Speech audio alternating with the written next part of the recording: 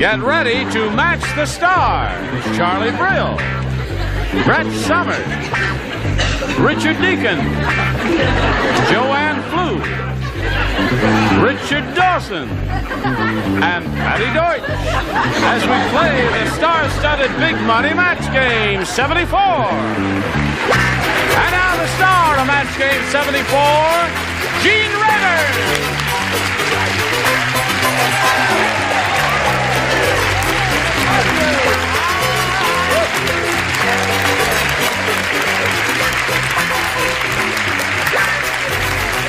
Yes, thank you, Johnny Olson and friends. Oh, you're First, now all of you live out here, and some of you have been out there. You're familiar with this area, and as you know, I'm not familiar.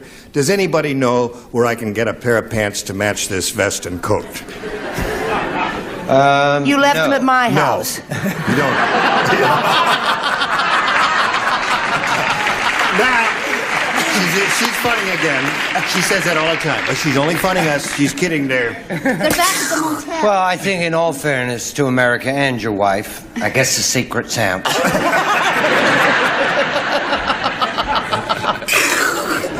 This one's killing me, Doc. Gene, What? Oh. I was just in Wilmington, Delaware, and a lady there calls this thing with the contestants on it a human disposal. Every time you say goodbye, I never thought of it that way. I like this thing over here, and I like the people who appear here. Let's say hello to Major Goolsby and Susan Gay. How are you? Major Goolsby is the current champ. He's won $6,550. He's got a lot of money to his credit, and he's ready to take on a new challenger. Susan Gay, please tell us a little bit about yourself. Well, I'm a native Californian. As a matter of fact, a fourth-generation Californian. No kidding. But I defected about 3 years ago, and I live in Canada. I live in Toronto now. And I'm back here visiting my family. Oh, nice to have you here with us. Thank you. Are you ready to begin? Oh, yes. Okay, got to take 1 minute or so out here, and then we'll start right after this message. We're ready if you are. Here we go. Round one. Susan Gay, please make a selection. B, please. Here we go. This is for Susan Gay. The caveman said to his neighbor, "You better keep that dinosaur of yours on a leash. Last night, he wandered into my cave and started gnawing on my blank." Caveman said to his neighbor, "Better keep that dinosaur of yours on a leash. Last night he wandered into my cave and started gnawing on my blank." Okay, darling, no need to get cranky. All right. All right, I'll smile and say it. Oh, Keep that dinosaur on a leash. Those cavemen Okay, they're are ready. pretty wild. Susan Gay. The caveman said to his neighbor, "You better keep that dinosaur of yours on a leash. Last night he wandered into my cave and started gnawing on my Wife. wife." Gnawing on my wife. Yes, That's of what she course. said. Gnawing on the wife. Oh, Gnawing there his it is. wife. No That's one question. for you, Susan Gay. Wife is the answer she chooses. What do you choose? Da da da da da da da da da. There's another wife. Okay, Richard. I never thought this show would reveal me as a dummy, but I said bones. Gnawing on my bones, yes. Okay. Sorry. You are revealed now. The truth He is has out. been for some time. I didn't want to He say just it, hasn't Richard. noticed it. Okay. Wife. Another dummy. Last night he wandered into my cave and started gnawing on my... She said wife. I said toe. Toe. Okay, dummy. Thank you. Only kidding, but you're cute. Yes, Got a thank nice you. smile. And my own teeth, That's yes. right, and the rest of you is okay, too. So you can give a dumb answer if you want. But you, on the other hand... Yeah?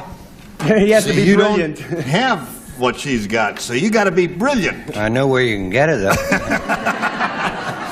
She's just so pretty, I couldn't say anything but white. Attaboy, Richard. Okay, Patty Deutsch.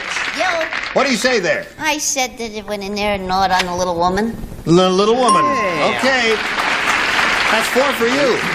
That's very unusual for a first-round question. That happened to you once, didn't it? Okay, 4 for you in the first round, and now let's see. When Josephine the plumber is at home, she uses her rotor-rooter to massage her blank. What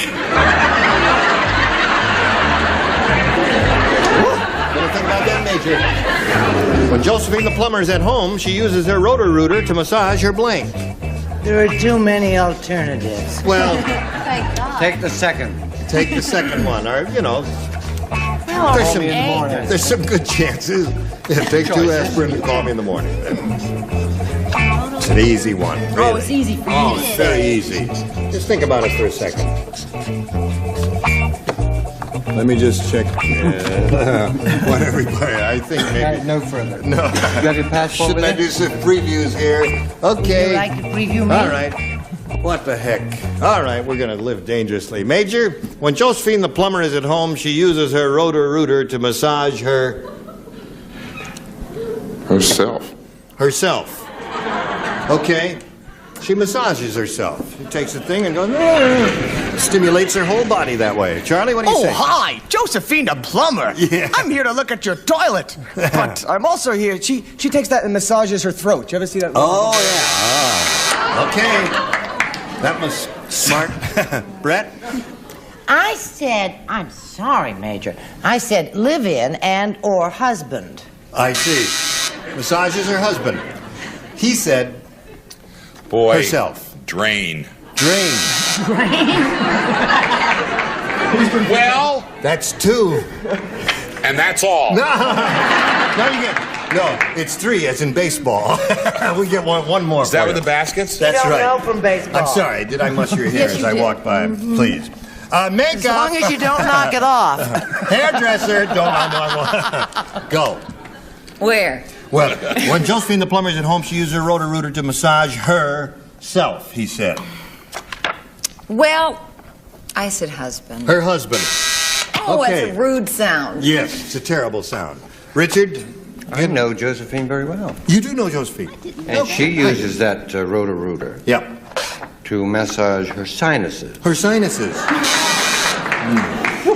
Oh, Okay. it's painful, but Yeah, right. it's a living. Gets the job done. Certainly does. Patty Deutsch.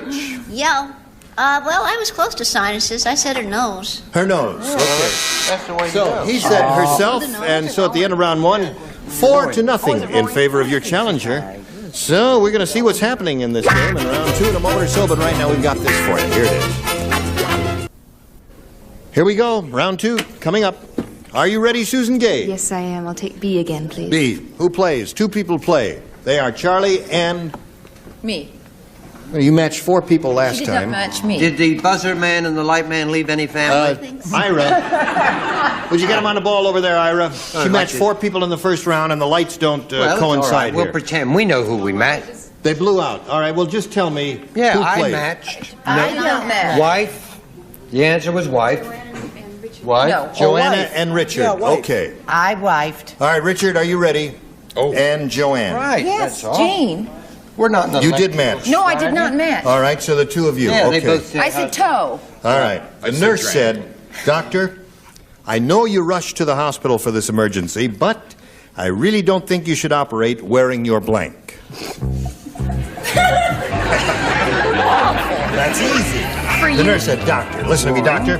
I know you rushed to the hospital for this emergency, but I really don't think you should operate wearing your blank. I wonder if Charles misses us as little as we miss him. You really miss Charles. I cried all day long. Finished, Richard? Yes, sir. Okay. And she is finished, so we call on Susan Gay. The nurse said, Doctor, I know you rushed to the hospital for this emergency, but I really don't think you should operate wearing your Pajamas? pajamas. You agree with that? That's a good answer? All right, we'll see if it's a good answer or not. Pajamas is what she said, Richard. What did you say? Boy, I thought of that first, and I didn't think it was a good one, so I said hat. Hat. Yeah. Hat is what I thought of. She says pajamas. What did you say? I thought of hat first, too. Oh, you did? You thought of Yes. hat and rejected that? And I you put said coat. Coat. Okay. So you didn't score at all there. And now, Major, you didn't match anyone in your first round question, did you? All right, so that means everybody plays, and it doesn't make any difference whether the lights are working or not. Everybody plays. Well, it does to me. Are the lights working? No, I don't care whether the lights are working or not. What Captain Hook round said. is it? Captain Hook said. Oh. Right. This is his second and final round question. He said, Is this going to be Auntie Parcel. No, he didn't Watch say that. this. Because Robert Newton played the other guys. No, Robert Newton played Long John. He's the captain. He says, "Why, mateys, I'm not my usual self today because last night, while I was sleeping, some fiend blanked my hook. Good Lord alive. Isn't that a dastardly thing? Is nothing sacred? Nothing is sacred. Darling, I got so fascinated with your wonderful accent that All I right, missed give it to you the straight. question. Mateys, I'm not my usual self today because last night while I was sleeping, some fiend blanked my hook.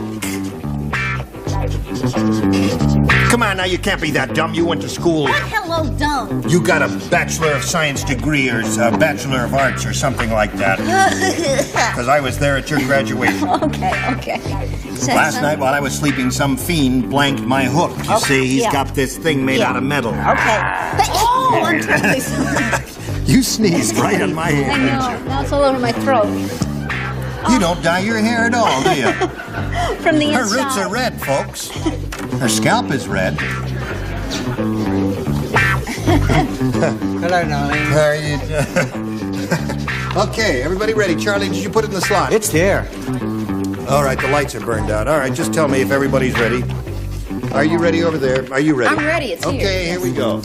Major Goolsby, Captain Hook said, Aye, mateys, I'm not my usual self today because last night while I was sleeping, some fiend blanked my hook. I would say straightened. straightened up. That's a good answer. Some fiend straightened my Fiend hook. straightened my hook. Straightened his hook. There's one for you. I didn't have enough room, so I just put straight. Straightened my hook. That's okay with us. Richard? I said crooked my hook. Crooked my hook. Could I have Okay, some fiend straightened my hook is what he said. What do you say, my dear? I say someone stole my hook. Stole my hook. You gotta match the two remaining ones to stay in the game, Major. Let's see what we got here. Richard. Major, some fiend sawed off my Oh. So, Susan Gay wins the game. Come on down, Susan. Okay, congratulations to you. You've got $100. Stand by here. We gotta say goodbye to Major Goolsby. How do you feel about leaving us, Major? I'm very happy. I had a very good time, Gene. Well, we Thank enjoyed you very meeting much, you. everybody. You're a terrific guy. Major Goolsby leaves us $6,550.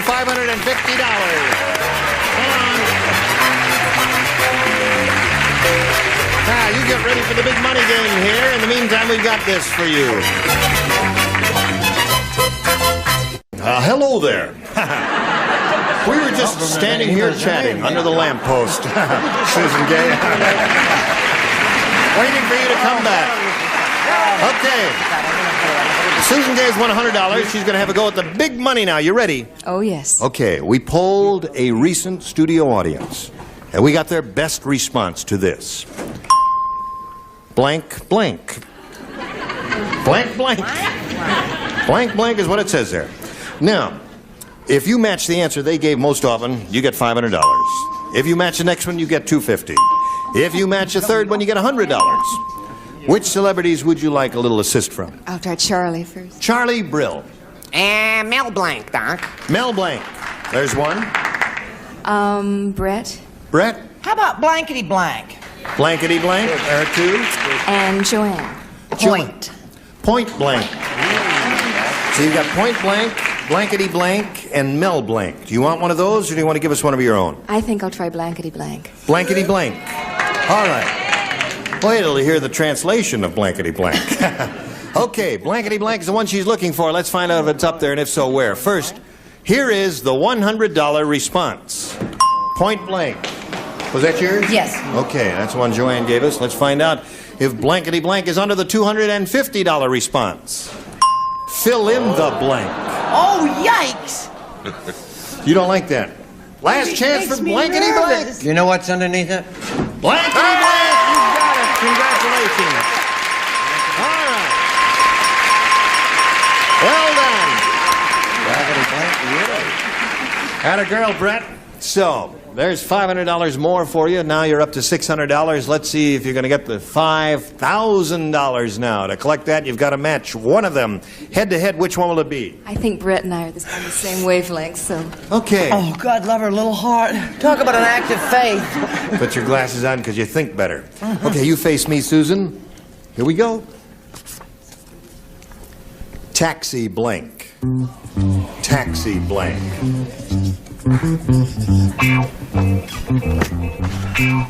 Okay, Susan, we need an answer from you which you think will match hers. Taxi blank. Taxi cab. Taxi cab. Taxi cab. All right, Brett. Taxi cab is what she says for $5,000. Does she match you? You know, sometimes I shouldn't put my glasses on. Really? I thought of the person who drives it, you know? And then I thought, oh, well, what the hell? Cab. Congratulations. All round. So now she's got $5,600 to her credit. She's a rich lady. And we've got to stop right here and do a little business. So you stand by, Susan. We got this message for you. Here we are, ready to start another game. To do that, we're very pleased to present another player. Let's welcome Carol Rocha. Hello, Carol. Hi. How are you? Fine. You know Susan Gay? I'm happy for her, too. You're happy for her? She's got Yeah. $5,600. Carol, would you tell us the story of your life in 8.5 seconds? Well, I'm from San Diego, and I'm happily married to a retail clerk who's very handsome, and I have a 17-month-old boy, and I'm so excited I can't stand it. Well, we're excited to have you here with us. Shall we begin? Okay, Carol, please make a selection. A. A. Here we go, new game. The banquet was so boring. How boring was it, Janie? I thought you'd never ask that. Tiny Tom Thumb was the hit of the evening when he climbed up on the table and blanked in the mashed potatoes. He did. Now, you can't get any more boring than that, can you? Richard, try and get a red jacket for the next show because it really would show you up in I call the that midst of all of sissy this. pink. No, that's not. Did you hear that, Carol? The banquet was so boring that Tiny Tom Thumb was the hit of the evening when he climbed up on the table and blanked in the mashed potatoes. We're already up Upper tier here. is ready. Sure. Okay. Here we go. Carol, the banquet was so boring that Tiny Tom Thumb was the hit of the evening when he climbed up on the table and blanked in the mashed potatoes. Well, if it's like the parties I go to, he danced at them. He danced?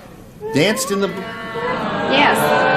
Yeah, when they dance on the table. Yeah. He jumped and danced in the... I don't know what kind of dance you could do in the mashed potato. You could do the mashed potato in the mashed potato. Oh, you can do the mashed potato. Oh, let me have a little music there. Okay, that's enough. Cut there. Charlie? I don't know if I spelled it right, but I put down that he dove into the mashed Into potatoes. the mashed potato. Took a dive right into there. Brett? You could always do the frug in the mashed No, potatoes. the flug. The flug. Oh, flug. Yeah. Oh, pardon me. I said he fell. He fell into the mashed potatoes. I said he jumped. Richard said he jumped into the mashed potatoes. And she is looking for the answer, danced into the mashed potatoes. What did you say? Get your act together is what I Yeah, I said. haven't got mine together I yet. said that he jumped into the mashed potato. They all got him jumping into the mashed Dancing potato. all the way. All right. Richard. Well, he sniffed somebody's drink. Yep. And then he fell. Fell into the mashed potatoes. Did he dance in the mashed potatoes? I thought it was so boring that he went night-night in the mashed potatoes. He went night-night. I'll sleep over there. Okay, now we've got this one for Susan Gay. The 102-year-old man said... What did he say? He says, today I can do the very same things I did when I was 20, only now I need blank. The 102-year-old man said, today I can do the very same things I did when I was 20, only now I need blank. Oh, honey, Do it what quickly, we all we're need. near the end of the line here. Brett's ready, Richard's ready, Charlie's ready, Richard's ready. Richard's ready twice. Okay. Here we go. Susan Gay. The 102-year-old man said, today I can do the very same things I did when I was 20, only now I need... Help. Help! Help! Help! Brett. It's the very thing you need. Help! Help! Help! Help! Help! More time.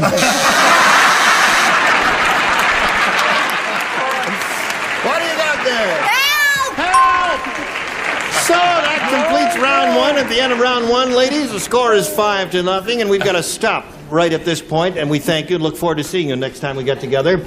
And you too, you were all splendid. Give me time. Now, next time we get together, some of you will be back and some of you won't. At any rate, these are the names who will be back with us next time. Alan Ludden, Brett Summers, Gary Berghoff, Elaine Joyce, Richard Dawson, and Fanny Flagg. Okay, this is Gene Rayburn for Match Game 74. Join us next time. Goodbye.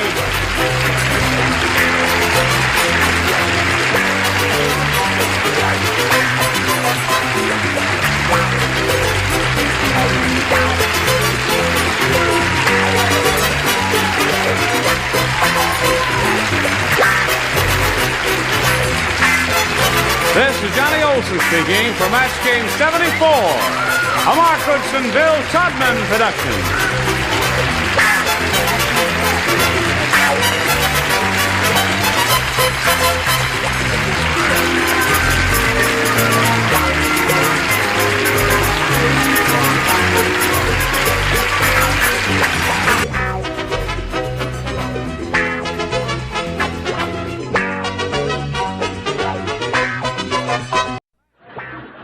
Get ready to match the stars. From CPO Sharkey, David Landsberg, Brett Summers, Charles Nelson Riley. From Barnaby Jones, Lee Merriweather, Richard Dawson.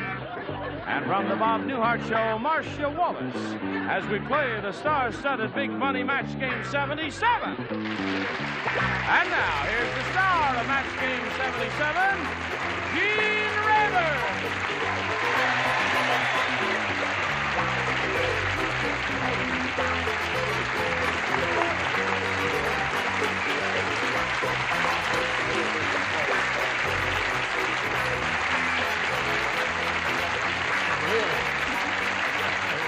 Thank you, Johnny Olson.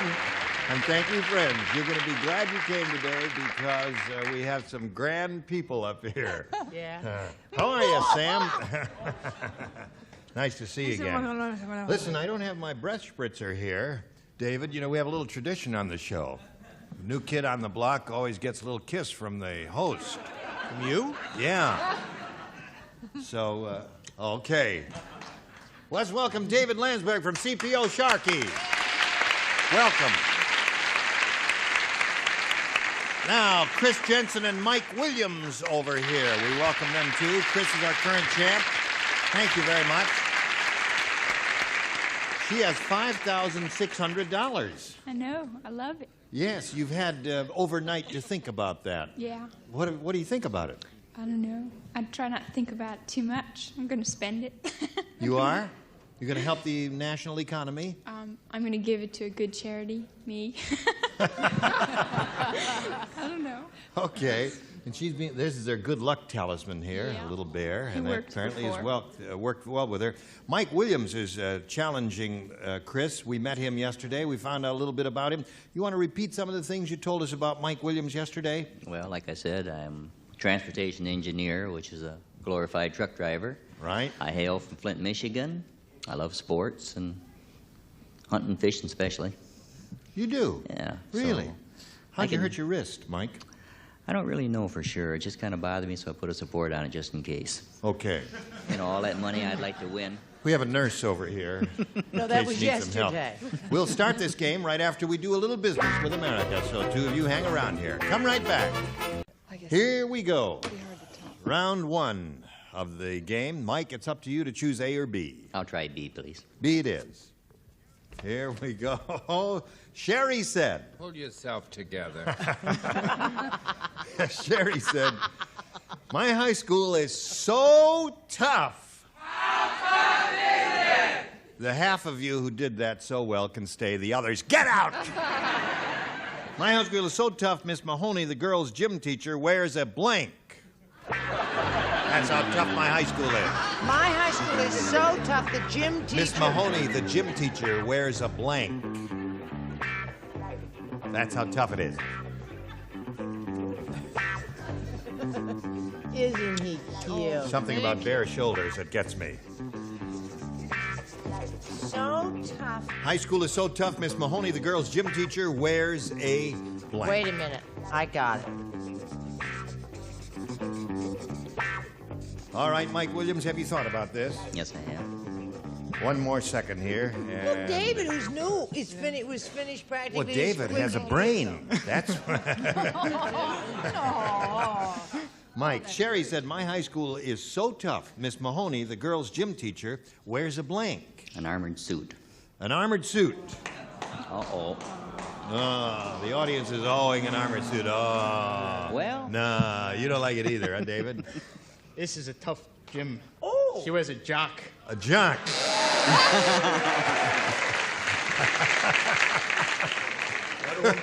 So, yeah, boy, I'll say. I do declare. What do you, I do declare, too. What do you say to that? They called her Mr. Mahoney. Mr. Mahoney. But only behind her back. Yeah, she's so tough she wears a gun and a holster. Gun and holster. Yeah. That's tough. Charles, what is tough? Yeah, oh. Not that.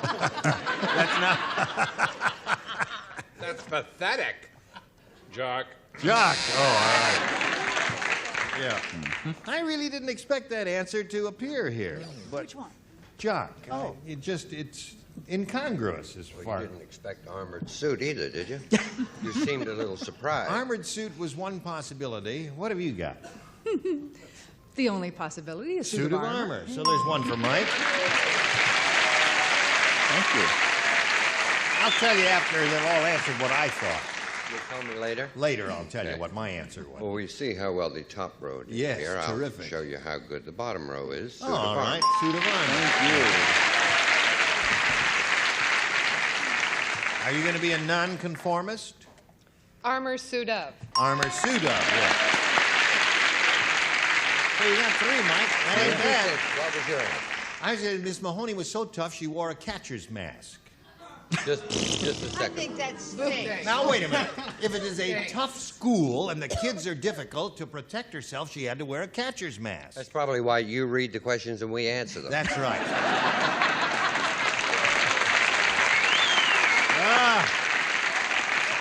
All right, Chris, this is all yours. Chris Jensen.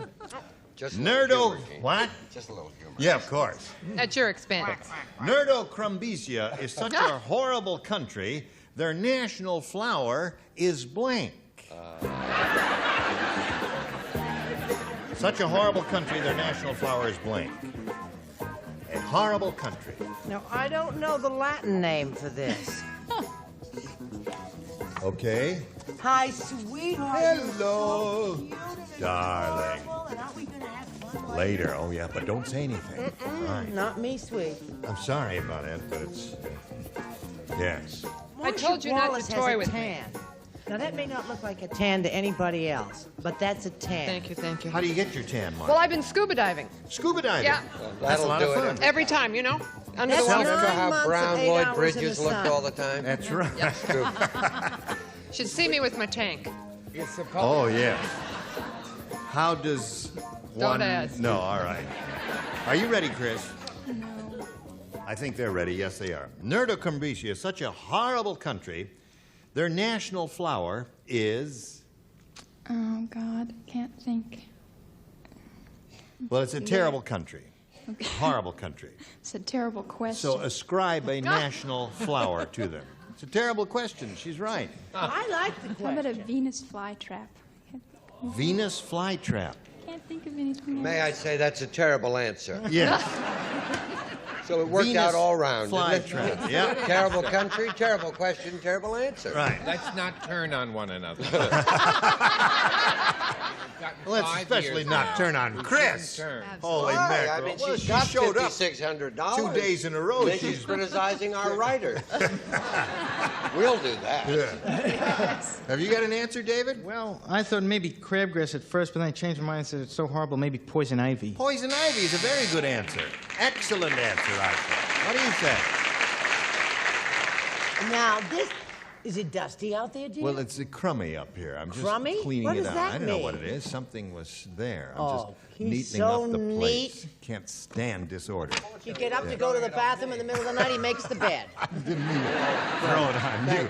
Really, I didn't mean to All do right. that. A little lower, actually. Right. Thank you. That's enough of that. He's mine. Go. Did she say Venus flytrap? That's what she said. Well, that may be the Latin word for the stinkweed.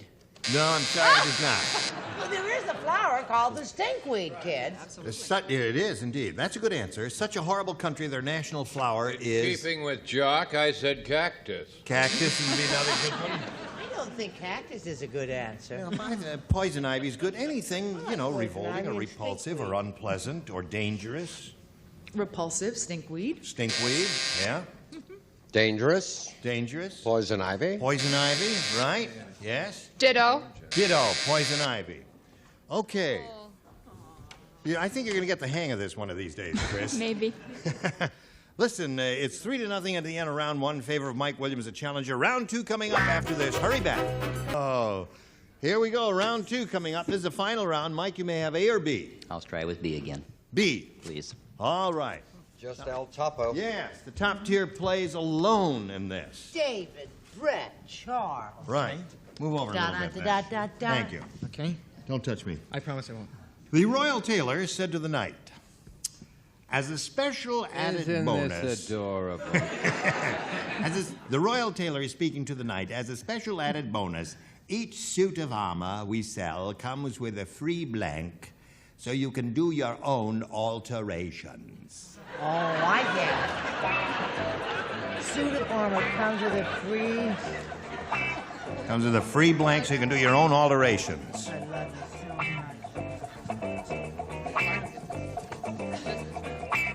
much. See, Charles is aflame with jealousy. That's why he said that before. He gets so upset if he sees me pay attention to anybody else. He goes crazy. All right, Mike Williams. The Royal Tailor said to the knight, as a special added bonus, each suit of armor we sell comes with a free blank, so you can do your own alterations. A riveter. A what? A riveter. A riveter. Sure. A riveter. Well, the metal workers use that in suits of armor. What did you say, David? Well, he already riveted it. Riveted now he has it. to get it open. It's a metal cutter. A metal cutter. Okay, what do you say to that? I said it came with a free hammer and nails kit. Hammer and nails? Kit. One doesn't use hammers and nails in working with metal. That's too butch for me, all that stuff. I like something a little soft. Charles? Yeah, like sandpaper. I said blowtorch, Jim. Blowtorch. Okay. Thank you very much. Well, Mike, you remain at 3 with that question. Now let's see how Chris does with her final question. Chris, you need 3 to tie and 4 to win. Very sad. I went on a no-frills flight that was really no frills. There was no airplane. Instead... Oh, wait a minute. Don't laugh until I get to the punchline, dummy. There was no airplane. Why don't you quit while you're ahead? No, we can't. I haven't come to the blank yet. Instead, the passengers just stood in the middle of the runway and blanked. I got it, but I'm afraid you're going to have to do it one more time, Maud. Barry said I really went on a no-frills flight. There was no airplane. Instead, the passengers just stood in the middle of the runway and blanked.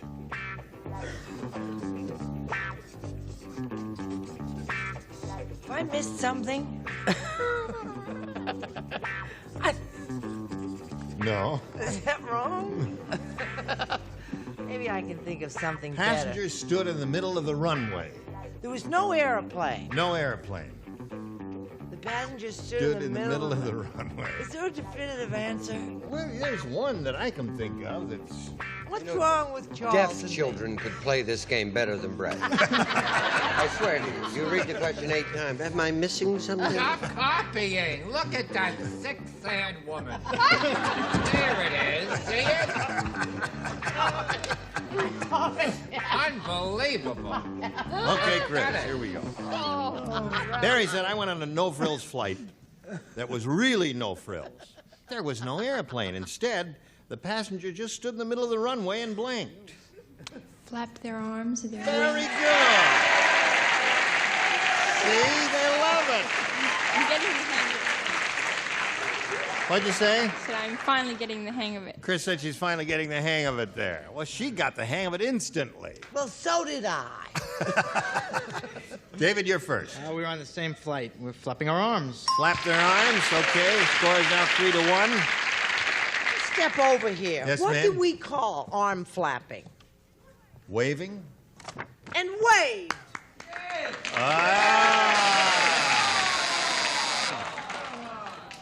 Well, no, now wait a minute. You're meaning this. Now, see, David said that. You know, there's a difference between this and that, isn't there? Isn't there? All is. What do you That's say? right, tell him. I don't know what I say, but Confucius say MC who open mouth before buzzer or bell is stupid. Flap their arms. Okay. Now 3-2 the score. Need one more flapper for a tie, Chris. The real no-frill flight. Passenger stood in the middle of the runway and... I think we tied it up, flapped. Tied it up. All right. One more arm waver. We'll give her another game. Arm flapper, I believe. Arm flapper, yes. Basic waver gets the... Right. Right. Well, Chris, you finally got your act together, didn't you? Stop being hostile to the writers, and we gave you El Flapo. That wins the game. What'd you have, Marcia?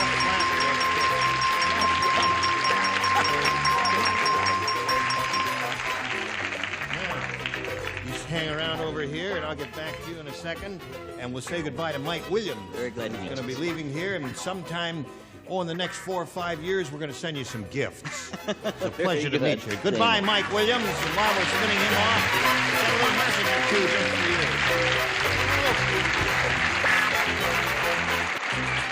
Today's consolation prizes are first, original from Yardley, a famous British fragrance for men. You can give them original cologne and aftershave from Yardley.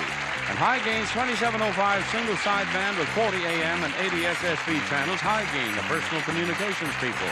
And hamburger and fries made easy with Presto Burger 1 hamburger cooker and Fry Baby electric deep fryer. A serving or two and a jiffy or two from Presto.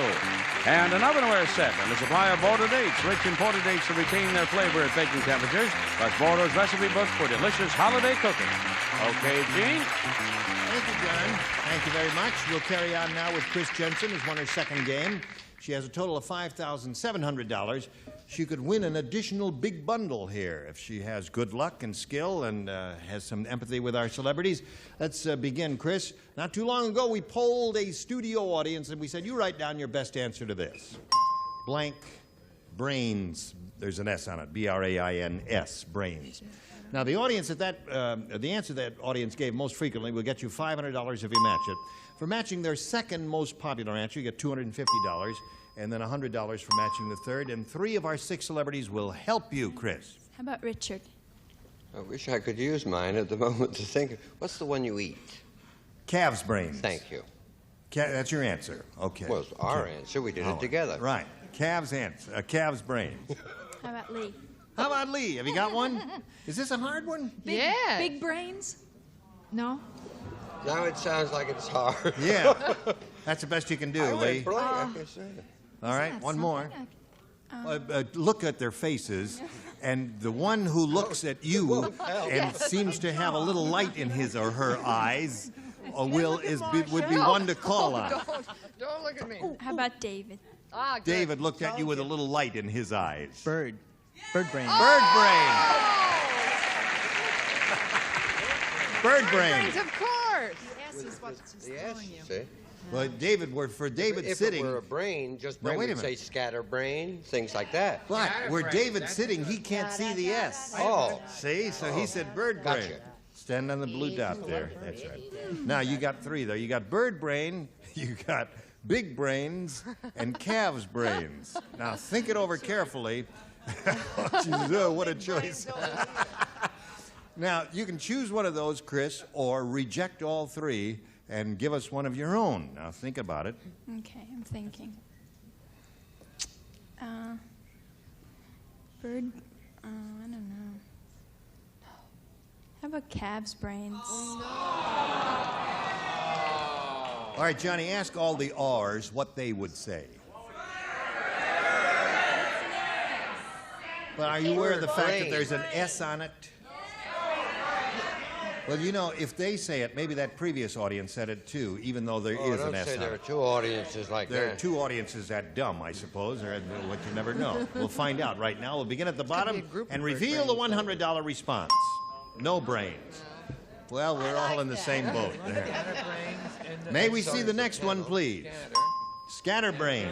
Oh, well, but they had the S. You think it's bird brains? Okay, slide it. Yeah.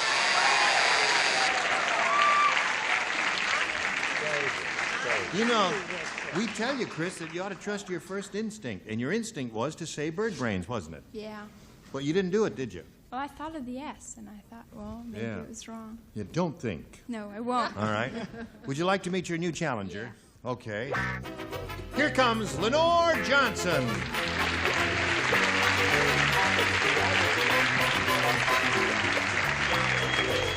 You know, Chris, Lenore, straighten out your sign there so everything is neat and clean. Where are you from, Lenore? Originally, I'm from Michigan, and we've been living out here for 5 years now. Yeah. My husband, Gil, my daughter, Brooke, who's 3.5, right. And myself. Okay. Well, we welcome you. Thank you. Anything else you want to tell us about you? I'm working on my master's degree on and off. Right now it's off, and I'm working part-time in a department store. And I what hope is your to get master's back. study? Excuse me. Radio, TV, and film. Oh, really? Yeah. We've got a guy who got a master's. Roger Dobkowitz got a master's degree in radio, TV, and film. You can get a job with it then. No, can't get a job. That's as far as he's going to go, too. We'll keep him in the background there. And we'll wish you the best of luck, Thank Lenore. you. We can't start this game right now. We've got to do a little business with America. Okay, here we are. And there we go. We don't have time to do another question, so we'll see both of you ladies next time we get together. Tomorrow, that will be. And we'll see you tomorrow, too. Oh, well, gosh, David, it went what comments do you have after your first go-around here on Match Game 77? I had a great time. I loved it. Anything else? There. Brett and I are going out later. Oh, you are? It's all over between us, is it? It always comes on strong the beginning of the week. By Thursday, you'll have had it. Trust me. Believe it. I hate him. I'm never going to speak to him again. Yes. David, it's a pleasure to have you, and look forward to seeing all of you tomorrow here on Match Game 77. Gene Rayburn, goodbye.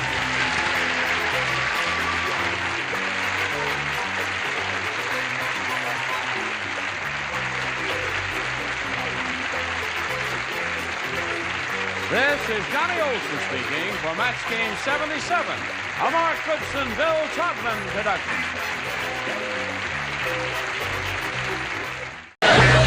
Get ready to match the stars. Ron Nysak, Brett Summers, Gary Berghoff, Hattie Duke Aston, Richard Dawson, and Joyce Bulafont as we play the star-studded Big Money Match Game 75. And here's the star of Match Game 75, Gene Rayburn.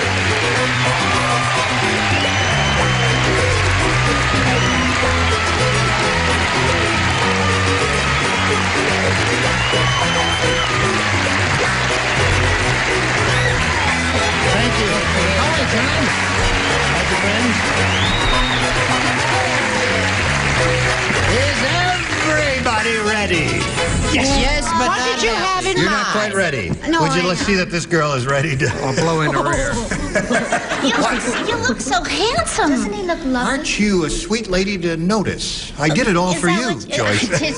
I don't know. She sounded really kind of do. surprised to me. Yeah, you guys opposed to it. Strange way to put it. Oh, you know what's happened since the last time you've been here? He's died. CBS, in their generosity, made a new wardrobe deal for me, and it was terrific, and they got a whole bunch of new clothes for me. I and talked to them. No. You did, yeah.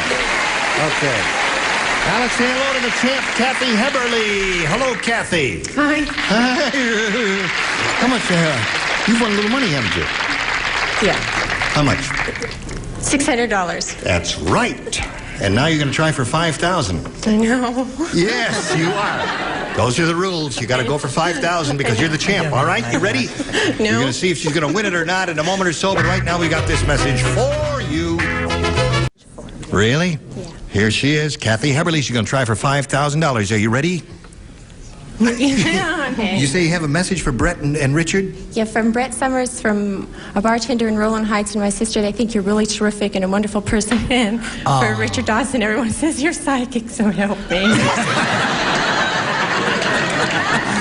I knew you'd say Many that. dull people are psychic. If they have nothing else to think about. That's right. Well, let's see how psychic he is right now. You may be called on in a moment or so. Kathy, we polled a recent studio audience. And no. Oh, we did all that. No, we did all that. Oh, yeah, you got the $500. We're going on to the next. No, don't take that Isn't away. that amazing? I'm psychic. He's an amnesia. That's right.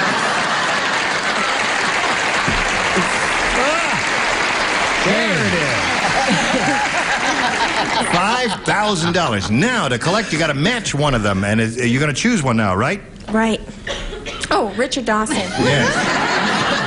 I wonder what led her to that. Kathy, if you just face me there, here is the $5,000 question. Blank lib, L-I-B.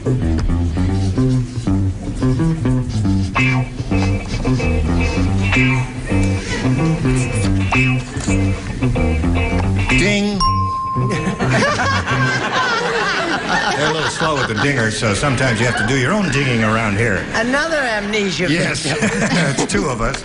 Now, you seem very eager to give your response. It's worth $5,000. How do you fill in that blank to match Richard blank lib? Women's lib. Women's lib. All right. It's funny, the first thing I thought of, you know, being in show business was ad lib. And, well, now, wait a minute. You didn't think of that one? No. Well, it's up to Richard. You say women's lib will match him. For $5,000, sir, may we see it? And I hope this won't affect our relationship with the bartender in West Covina. Women's.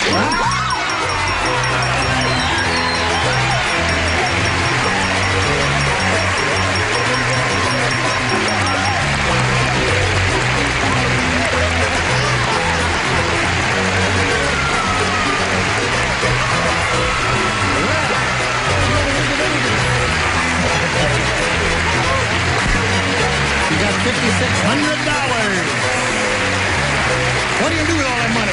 Pay my bills. She says she's going to pay her bills with all that money. Well, that'll go a Would you long pay way. mine too, Pay dear? hers too. Well, Kathy, we congratulate you. And what are you covering up there then? No, everything okay? I hope so. Yes. Well, I think it's okay. Don't you think everything's okay?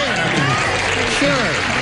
Okay, now if you're ready, Kathy, you can get it all together, and we congratulate you and meet your new competitor now. Here comes Janice Robertson.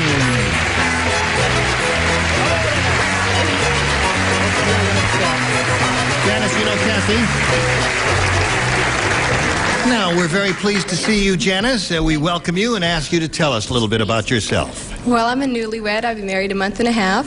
Seen my husband 2 weeks out of the whole time. He's the pilot. He's been gone. Oh. And we have a brand new baby puppy. Oh.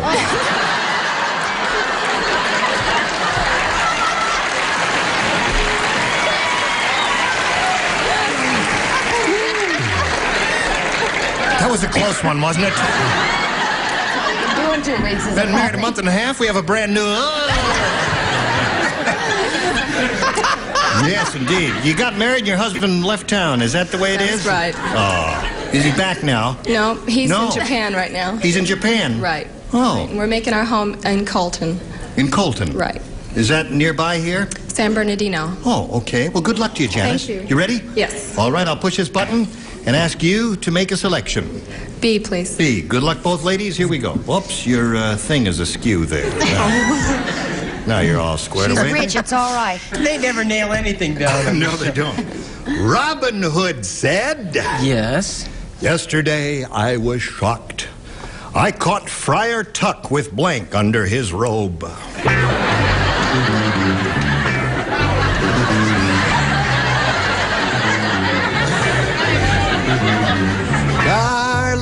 am growing old. How long did that little girl say she'd been married? She's been married a month and a half. And people said it wouldn't last. Yes. Everybody ready? There's a little souvenir for Kathy. Are you ready, Joyce? Okay. I'm in trouble with the spelling. That's the card that won you the $5,000. Richard, your light is not working, apparently. The lights are broken. Okay. Crack it. All of the cards are in the slots, even though the lights aren't working. Don't worry about it. I'll keep track of it that way. This is for you, Janice. Robin Hood said, yesterday I was shocked. I caught Friar Tuck with blank under his robe. I don't have an answer. I don't know any of the characters from Robin Hood. Well, you have to say something, Janice. Or, I mean, this has never happened before. Couldn't we explain to her who Friar Tuck was? Yes. You know who Friar Tuck was? He was one of Robin Hood's merry men. There was a whole bunch of them in the forest. I can't name any others because that might be helping you.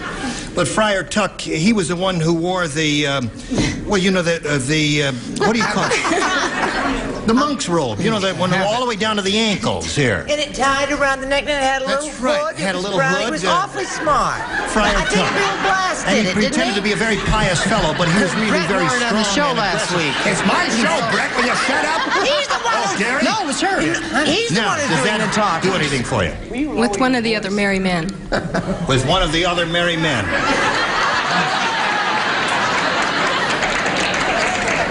I didn't give her that. I didn't think I gave her that impression, but what the heck? What do you say, Ron? Well, I wish I'd have said it was one of the other merry men, but there was one woman in that forest, which is why all those men were merry. That's why I said Maid Marian. Maid Marian. And you, little girl, you didn't read Robin Hood, did you? It's a marvelous story. I'll read it to you after the show in my dressing room. Hello there. To a bride? Yeah. Did read Robin Hood? With whose husband is in Japan, naturally. Well, I'd forgotten about that. Now, Now. would you tell him to either higher up his voice or lower down his voice? That was not me. That was her. Oh. My voice is lower than his. Oh, I mean, yes. I'm sorry, dear. I said Maid Marian. Maid Marian. That's two of those. I am not a feminine man, but No, use your deep voice. Next to her, I don't know if you'd take to drink, your voice might come down a little bit, sweetheart. I'm not that masculine. As a friend of mine once said. Yes. I said, somebody had to serve the coffee to all those men. I said, Maid Marian. Maid Marian. That's three of those. Yeah, he's spelling right. Robin Hood said, yesterday I was shocked I caught Friar Tuck with blank under his robe, and she said one of the other merry men from that band of... 2 and 2 is 4. There's another Maid Marian there. And we come to good old William Claude Duckenfield here. What do you say? You really should know about this lady. She was made in Japan. Maid Marian. Lovely lady. Yes. Cute as she could be. It's up to you. Why should I be any different? The Why only should thing you? is, you know what he said after he found Maid Marian? Why? He Buzz? said, don't get in the habit.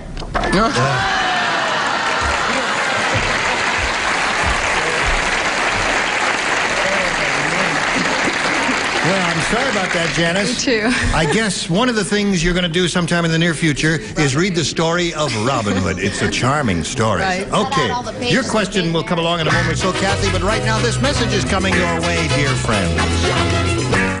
Where are we? Oh, we're in the middle of round one. You ready? All right, this is yours. Listen carefully. Here we go. Jane said Tarzan is so affectionate. How affectionate is he? I'll tell you. Sometimes it gets him in trouble. See that scar on Tarzan's lip? He got that when he tried to kiss a blank. That's what Jane said. Tarzan is so affectionate that sometimes it gets him in trouble. See that scar on Tarzan's lip? He got that when he tried to kiss a blank.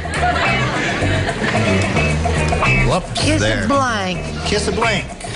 Kissing blanks has been the story of my life.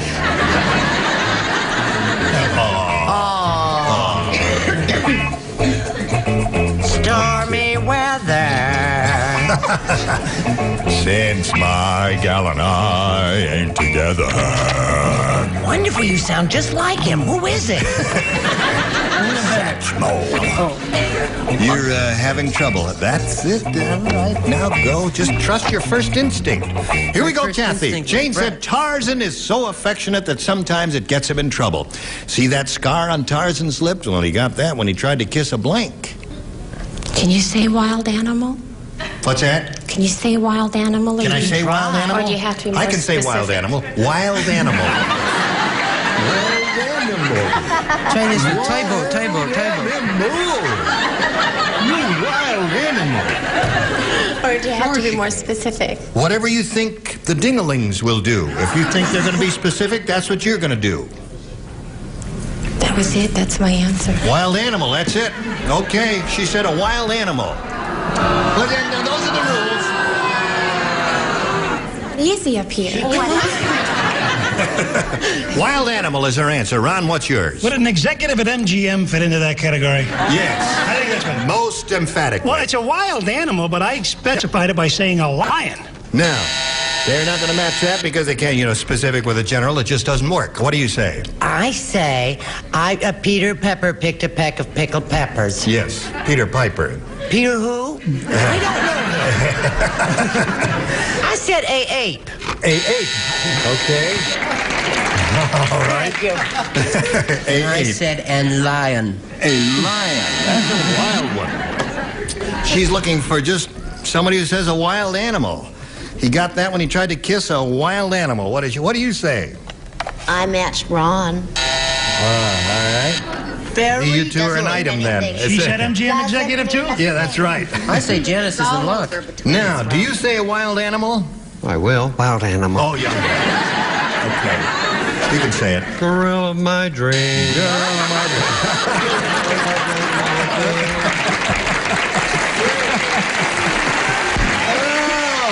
Well, if you clap that, you'll clap anything. That's right. Now, hello there, Joyce. Hi. He's so funny. Had she lived, she'd have been 32. I don't understand that. Oh, it's the same as everybody else's except yours. Lion. Lion. I also Okay, here we are with another one of them pitchers duels. Zip to zip is a score here. Maybe here all night. It's a very sensitive mic I've got here today, isn't it? Okay, Janice. Right. You remember me? I'm ready. Yeah. Are you ready? Well, you have to say A or B. A, please. A or B, she says. Okay, A, she says. Everybody plays. George said, my man-eating plant is almost human. After it eats, it blanks. My man-eating plant is almost human. After it eats, it blanks. All righty. Okay. Everybody ready on the upper and lower tiers? So now we come to Janice Robb. George said, my man-eating plant is almost human. After it eats, it blanks. Burps. Burps.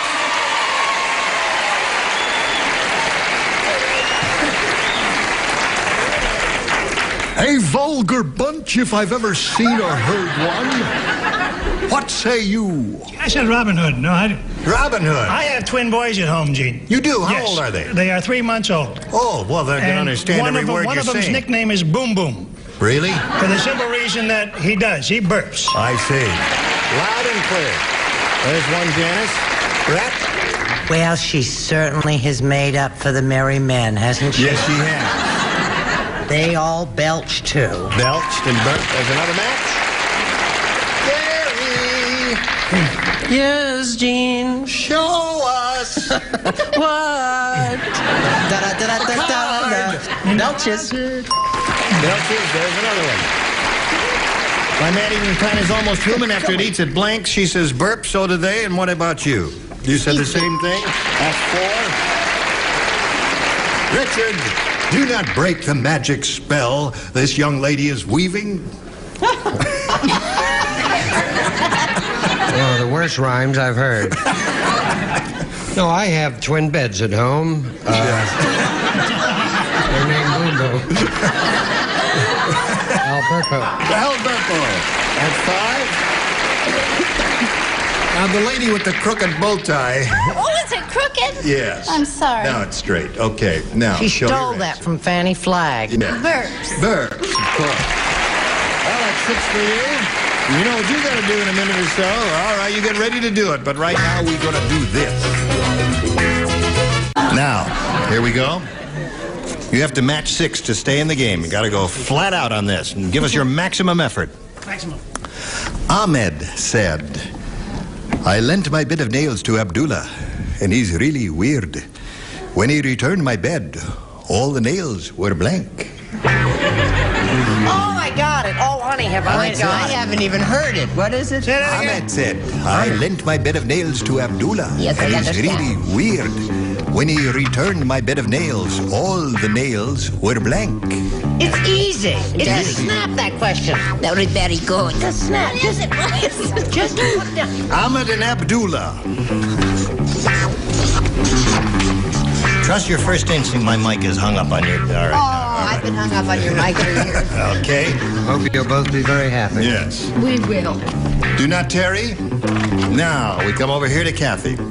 Ahmed said, I lent my bed of nails to Abdullah, and he's really weird. When he returned my bed, all the nails were blank. Gone. Gone. How quickly they turn. Just a minute. Let us see if we can see the nails anywhere. No, she's right. All the nails are gone. I can't see a single nail. All right, Ron. She says gone. You got to match everybody, Kathy. You know, Brett just said I was going to be the villain. I mean, here I am, a new kid again on the block. Yeah. Would you rather I go first? It's not very funny, but I wrote gone.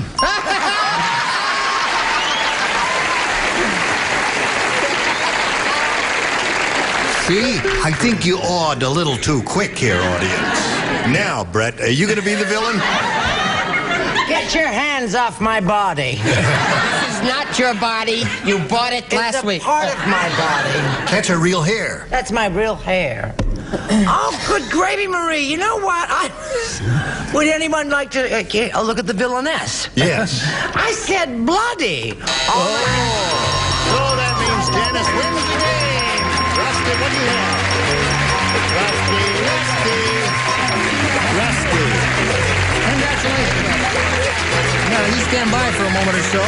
We're going to say goodbye to Kathy.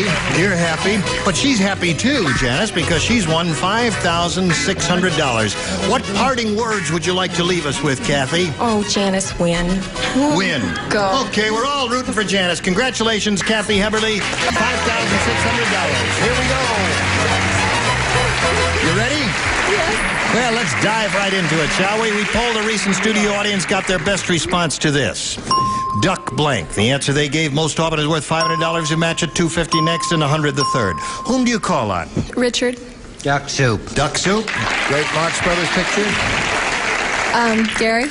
Duck feathers. Duck feathers. Okay, you got 2. And Brett. Good gravy. Well, I think Duck L'Orange is better than Duck Pond. Duck L'Orange. Okay. It's a little That's Would you duck like and the orange recipe? all baked up together. You want to choose one of those? Or you want to give us one of your own? Duck L'Orange, duck feathers, duck soup. Duck soup. Duck soup is one she hopes is up there and preferably under the $500 response. We'll start down at the bottom and reveal, if you will, please, the $100 response. Duck call. Not there. All right, here we go. Looking for duck soup, the $250 response. Duck tail. Oh, boy. You think it's there, friends? All right, Earl, show them. Duck soup it is. Okay. Now, Janice, while you rejoice, we're going to pass along a little message here for everybody. Thank you all. You were just terrific. Team Labor Match Game 75. Join us next time. Bye-bye.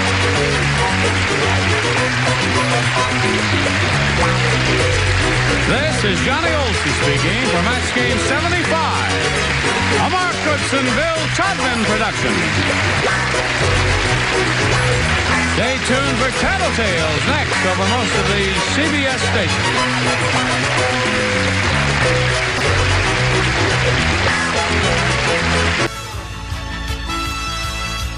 It's time for the match game. Hollywood Squares, Hour with George Goebel, Bill Daly,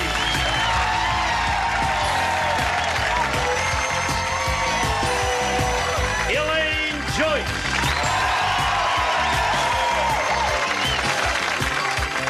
Jimmy Walker.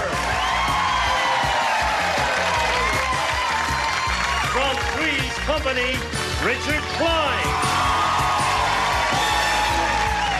And the stars of the match game, Hollywood Squares, are Gene Rayburn and John Bowman.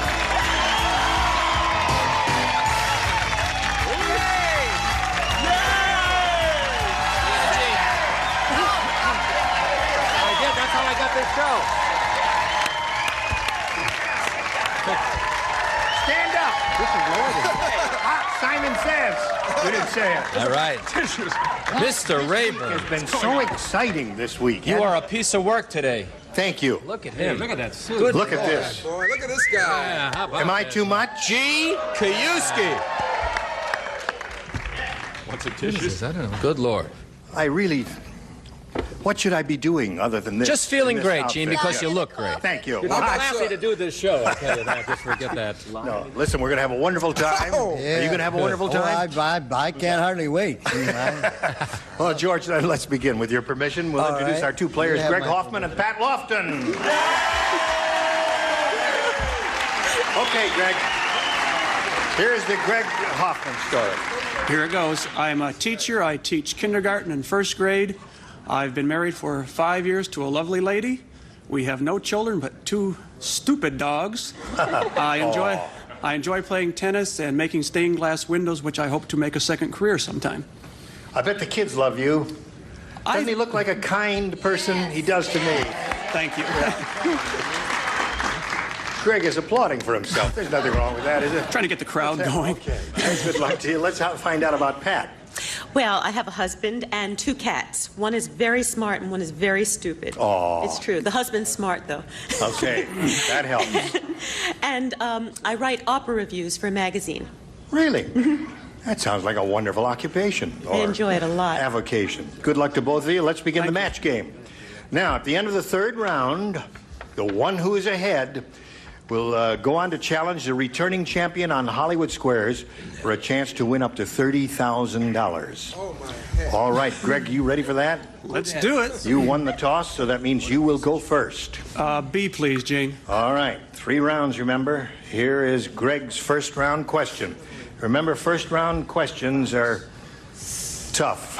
And they're first, too. Yeah. They're first. Yep. Sam, the stuntman, said, "This is really a tough job. The only part of my body I haven't broken is my blank."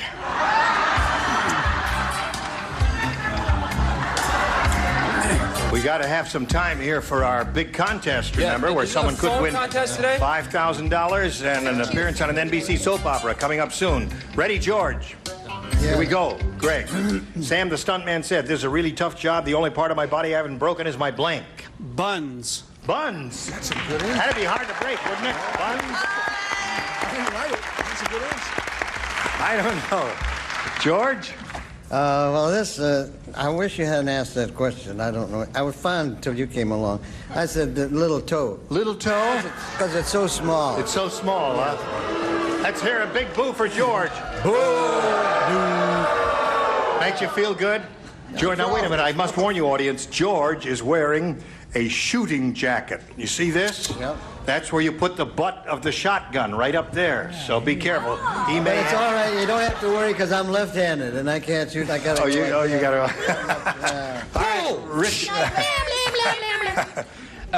Well, this guy, Greg, who does look like Dan Fouts, but who cares? It's true. He broke every bone in his body, and he broke everything except, I think, of the most minuscule thing on the guy's body, and that would be an eyelash. An eyelash is a good response. Thank you. Thank you.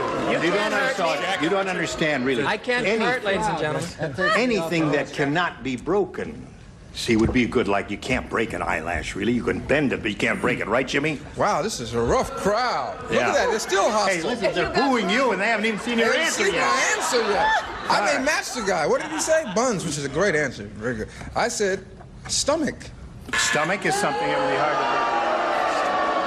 Oh, boy. Please call audience control. You got a rough bunch here today, John. Have a go at him. Oh, no, I just broke Jimmy's answer, the stomach, down into its further booable part and said the navel or the belly button. That'd be tough to break, so that's pretty good, I think. Well, I don't care what you say. I think it's good. Go ahead, Bill. It's Boogene. By the way, Greg, I have 2 stupid children and no dogs, so that's it. I think I got this. How about tush? Tush, all right. Hey. And way to go, Bill. What an excellent answer. Now, Elaine, Greg wants to see your tush. Oh. I like to see your tush. We're talking big bucks. Might get him. This is, of course, a big bucks. Quick, if I win. All right. This is a terrible answer. Is there anything we could talk about, like the weather or anything else? Oh, you got to show and tell. I have to show. Humiliating as it is. Greg, I think your answer was terrific. Thank you. I said he broke everything and every part of his body except for his liver. That's not bad. You can't break a liver. It's not bad. This reminds me of the old Put the fire hose Oh, they're on. tough today, I'll tell you. All right, Pat, here we go with yours. Fat Fred. Fat Fred only eats things that are fattening. Now, when he has a martini, he doesn't put an olive in it. He puts a blank in it. Oh, wow. All right. Okay, John? Pat, Fat Fred only eats things that are fattening. When he has a martini, he doesn't put an olive in it. He puts a blank in it. A scoop of ice cream. A scoop of ice cream. Yeah. That would be round Really? and fattening. Wasn't sure. George? A marshmallow. Marshmallow is a good one. That is good. Right, Richard? It's too A late. Twinkie. A Twinkie, fattening. Junk food. Jimmy? I said a scoop of ice cream. You said it. Jimmy, you said that. That's right. I spelled it right and everything. Look at him. Exactly. All right, John. I suppose it should have been round, but I flunked geometry. I said a chocolate bar. Chocolate bar is okay. I put a scoop of meatball. A meatball. Hey, wait. Meatball Wait a and minute. booze? The meatball had a Hey, lot you're a of bunch of fat in it. meatballs, yeah. And it's round. I've got a Lee's Barstool commercial to do. I don't need this show. Don't bend the cashmere jacket. Hello, darling. Are you upset? Is there something I can do to calm you down? Something I can do to... Yeah. Oh, the roller. Your chair is off the track. This is not a Lee's Barstool chair. Listen, we've got to have time for this big contest. Let's I'm go. sorry, my All right, Elaine. I want to thank Bill for warming up the audience for me. I warmed down the audience. Because They're you got going a to rotten love answer. this answer. Scoop of ice cream is what we're looking for. I said a chocolate cream pie. Chocolate cream pie, that's okay. Round one is tied up, 1-1. Round two coming up right after this. Here we go, the big contest, where someone can win $5,000 and a chance to appear on an NBC soap opera. Oh, wow. It's really, this is the biggest contest I've ever been connected with. Now, all of the names were put into an enormous container and they have been chosen at random. And the person chosen today is Mrs. Janice M. Urseth of Williston, North Dakota. And she's on the line right now. Janice, may I call you Janice? Yes, you can, Dean. Listen, Janice, I've got a little surprise for you. I want you to win the $5,000 and all that. But this is something you don't know about. Just because your name was chosen, you automatically get $500. Holy cow! Yeah! Wow! Use that one. Wow, man! Is there no end to this? If I may paraphrase George Bernard Shaw, she says, thank God you must also thank us.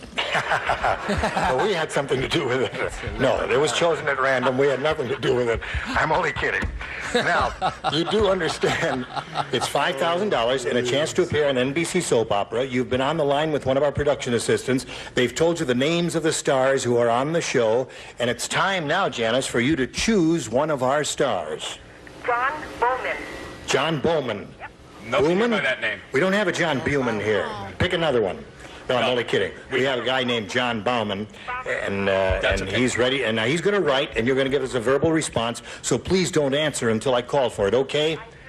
Good luck. Here it is. Blank shell. S-H-E-L-L. Blank shell. S-H-E-L-L. Well, John made up his mind very quickly, Janice. Now, for you to collect the $5,000 and the appearance on the NBC soap opera, all you have to do is match him. What do you put in that blank? Seashell. Say it again. Seashell. Seashell. If John... Well, the audience thinks you're right, Janice. If you can trust the audience, you got the $5,000. Now, John, it's time to show and tell. Well, if you could see what I see, I think you'd be very happy. Seashell is what he has. You're a winner, Mrs. Urseth. Janice Urseth.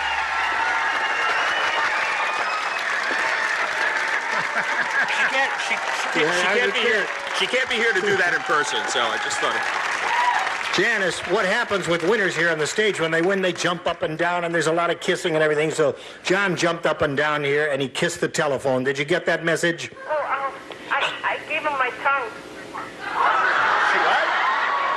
I know you're overjoyed. What? But she what? Anyway, what are you going to do with your money, just quickly? Give it to my husband. You're going to give it to your husband? Okay, well, we're delighted that Janice Urseth of Williston, North Dakota, is the winner. We congratulate you. Thank you very much, Janice. Bye. All right. Oh. Wow. She'll be okay when she thaws out. Funny, people under pressure and excitement, they will say the weirdest things. I don't know if you heard her. Well, anyway. Here we go. Round 2. Score is tied. You went first last time. Pat, you go first this time. I'm going to take B. B it is. Let's go. What are we doing now? Presto is what we're doing. Fast. Miyoshi, the geisha, is really sadistic. Instead of walking on your back barefoot, she wears blanks.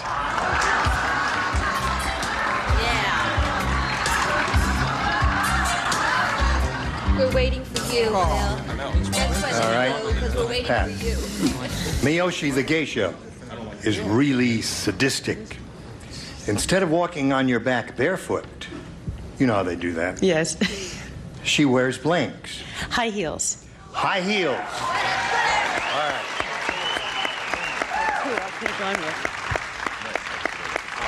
That's I think it's an excellent response. And the judge, I guess, will clarify this as we go along here. George, what do you say? Well, I'm going to just say what I wrote down here. I don't care. Okay. No, I'm not afraid of them anymore. They hate everybody. That's all right. But I say here, track shoes. Track shoes. So she can, She's kind of in a hurry, and she likes to start from a kneeling position. So thank you, George. What's this geisha's name?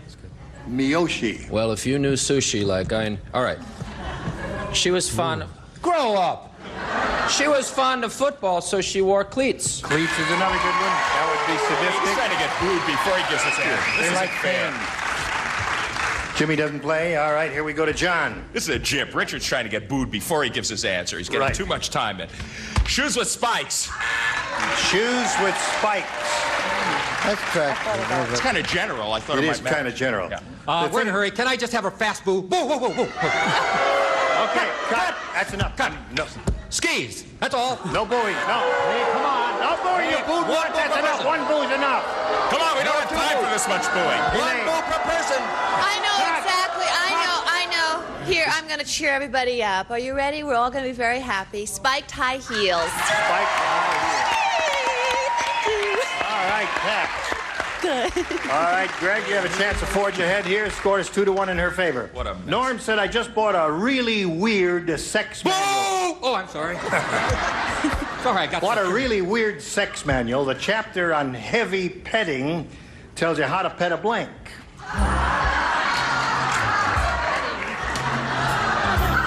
What a really weird sex manual. About ready, George? Yeah. All right. Norm said, I just bought a really weird sex manual. You do look like Dan Fouts. Thank you. The chapter on heavy petting tells you how to pet a blank. Since I have two stupid ones, a dog. A dog. Yeah.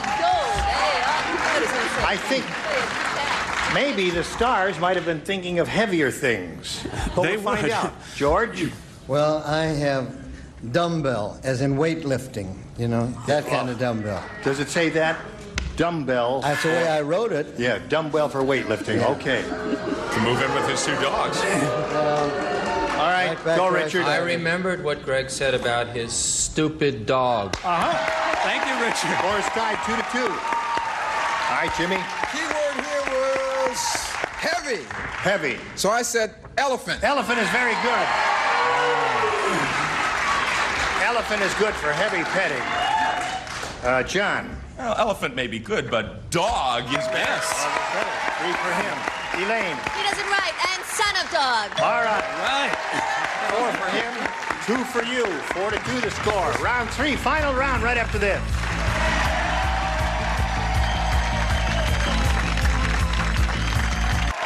Here we go with round 3. Third, final round. Bing. Greg, you're ahead. You must go first. B, please. All right, B. 2 people play. George and Jimmy. That's it. The bank teller said to the robber, he looked at him, he said, is this your first holdup? You got your stocking on over your blank.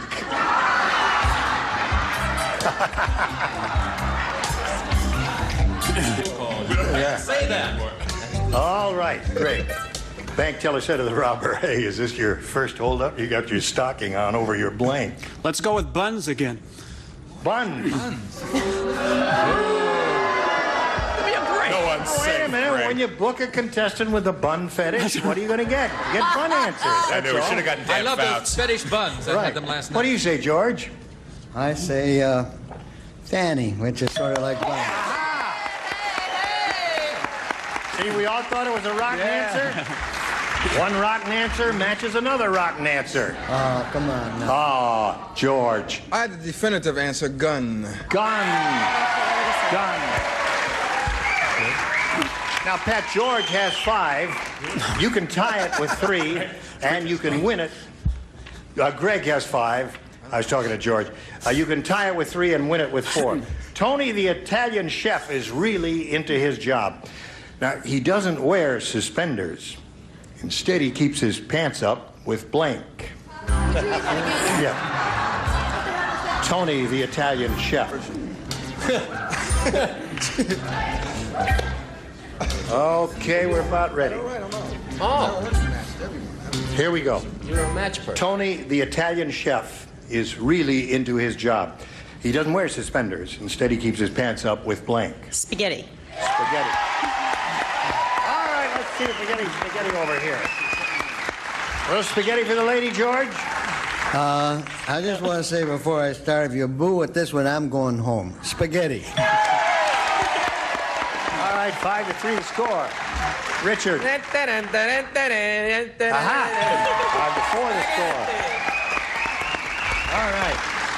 John, what have you got for us? Mamma mia, we got a tie! Tie.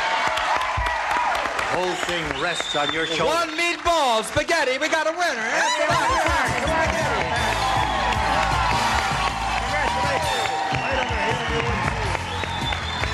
Greg, good luck to you in your life. We're going to send some gifts to you from the match game. Greg Hoffman, there he is. Hey there, how do you feel? Fabulous. All right, we're going to switch to Hollywood Squares now with 3 more celebrities. John and I will change places More excitement coming along. Don't go away. We'll be right back. A member of our studio audience will receive Gibson's Variable Speed Washmaster Automatic Washer. Designed to save time and energy, plus matching automatic dryer with vacuum dry system for energy-efficient drying power furnished by Gibson. It's time for more of the match game. Hollywood Squares, Hour with Leonard Fry.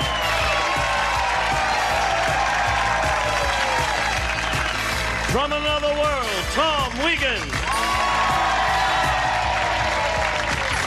From St. Elsewhere, Nancy Stafford.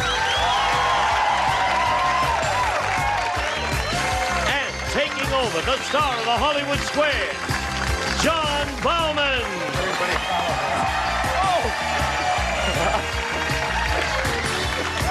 How silly of me. Okay, well, we'll be back with whoever remains here to play Hollywood Squares in just a minute. And now, John Bowman and the Hollywood Squares. Okay, so it's an itchy jacket. Picky, itchy. Okay, welcome everybody to the second half of the Match Game Hollywood Squares Hour, and welcome once again to Pat Lofton. You like Italian food? I love it now. I'll bet you do. Okay, we also have three new celebrities. They are Leonard Fry, Nancy Stafford, and Tom Wiegand. Welcome to all of you. Let's go eat over here and play Hollywood Squares. Here we go.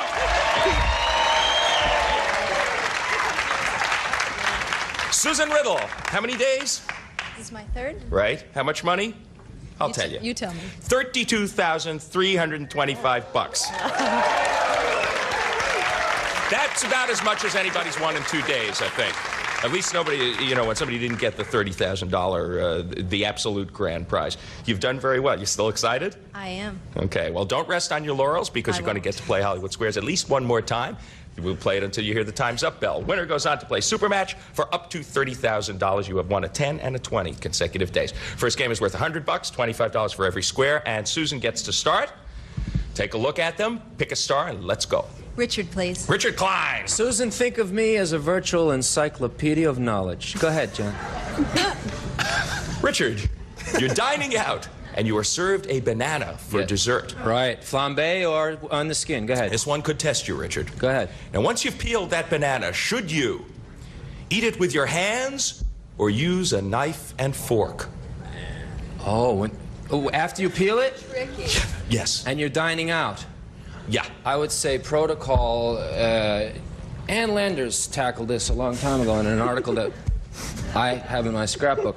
You use a knife and fork because you're in a restaurant. Okay. Agree or disagree, Susan, for the first square? I will agree. You do. You use a knife and fork. That's right. You get the square, and you're off to a good start. $25. And X is up there. Pat Lofton, it's your move. You're playing O. Leonard Fry, please. Leonard! Excuse me, I'm cutting my banana with my knife and fork. Really, just eat it. Leonard has spoken. Leonard, does a great white shark use his teeth for chewing, or does he just gulp his food?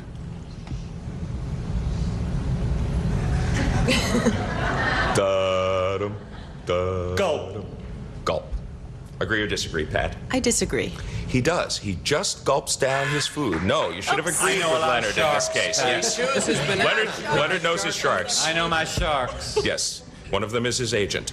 No, the shark, in fact, the interesting point is that the shark, in fact, tears the meat with his teeth but does not chew the meat. He just gulps it down. Very good job. Okay, Susan, you are off to an excellent start now. You're playing X. Elaine to win, please. This will win you the first game. Elaine Joyce, if you are like the majority of women surveyed in Glamour magazine, do you often look at yourself nude in the mirror? Or do you avoid that experience? What's so funny about that? Do you often look at yourself nude in the mirror, or do you avoid that experience? I think probably all women do that, even my little girl. I mean, they're always looking in the mirror and seeing what it's like. And seeing what all the big fuss is about. I would say that most women do look at themselves in the mirror. And that's why they're probably all depressed. For the game, do you agree or disagree? I will disagree. Most women, according to Glamour magazine, do often look at themselves nude in the mirror. No, you should have agreed with Elaine in that case. Okay, your opponent gets a square and blocks you. You are back in it, Pat. You're playing I'll O. take Gene, please. Gene Rayburn. Yes. On Father's Day 1969, Richard Nixon received this gift from his daughters. Was it a surfboard or a tape deck? So that's what started the whole thing, eh? 69. That's 12, 13 years ago. It's conceivable that he could have still been able to surfboard. And wasn't that about the time he acquired the place at San Clemente where there is some surf? I'd say the surfboard. He says a surfboard from Richard Nixon's daughters. Agree or disagree, Pat? I'm going to disagree. A surfboard it was. No, interesting. You should have agreed with Gene. Okay, your opponent gets that square. Yes, he's got plenty of time to surf now. All right, Susan, your move. Tom to win, please. This could win you the game. Ooh. Tom Wigan from another world. You're an average man. You're having an average day. Now, do you produce more hair on your head or on your face? Well, I'm an average man. I probably... My face... No, my hair. I mean my head.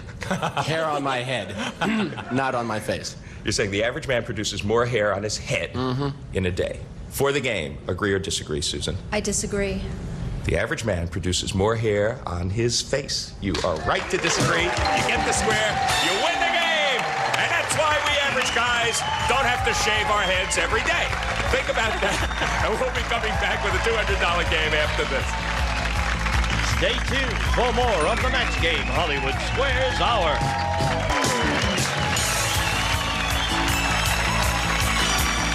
Now back to John Bauman and the Hollywood Square. Don't despair. It's early yet for Pat Lofton. This game's worth $200, $25 for every square. And Pat, you get to start it.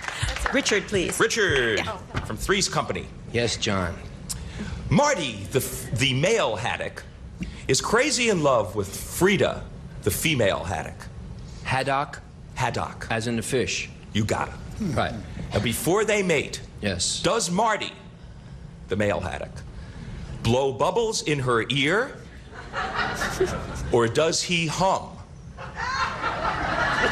Does he sing "I'm Forever Blowing Bubbles"? What's the difference? Right for the gill. Have you ever seen a fish hum? You don't know the difference. If you've seen a fish hum, I said hum. Okay.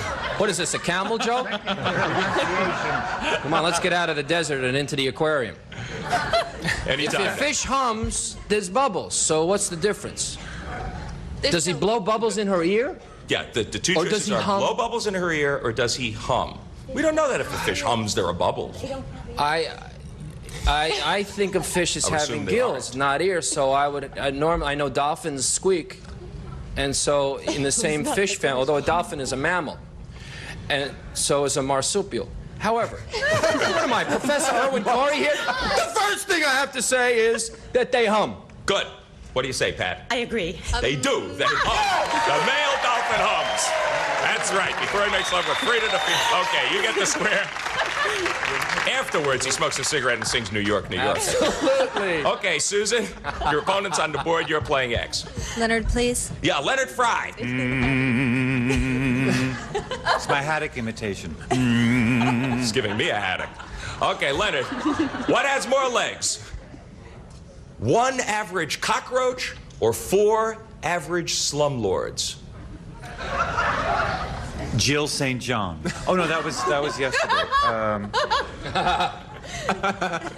How many cockroaches? 1.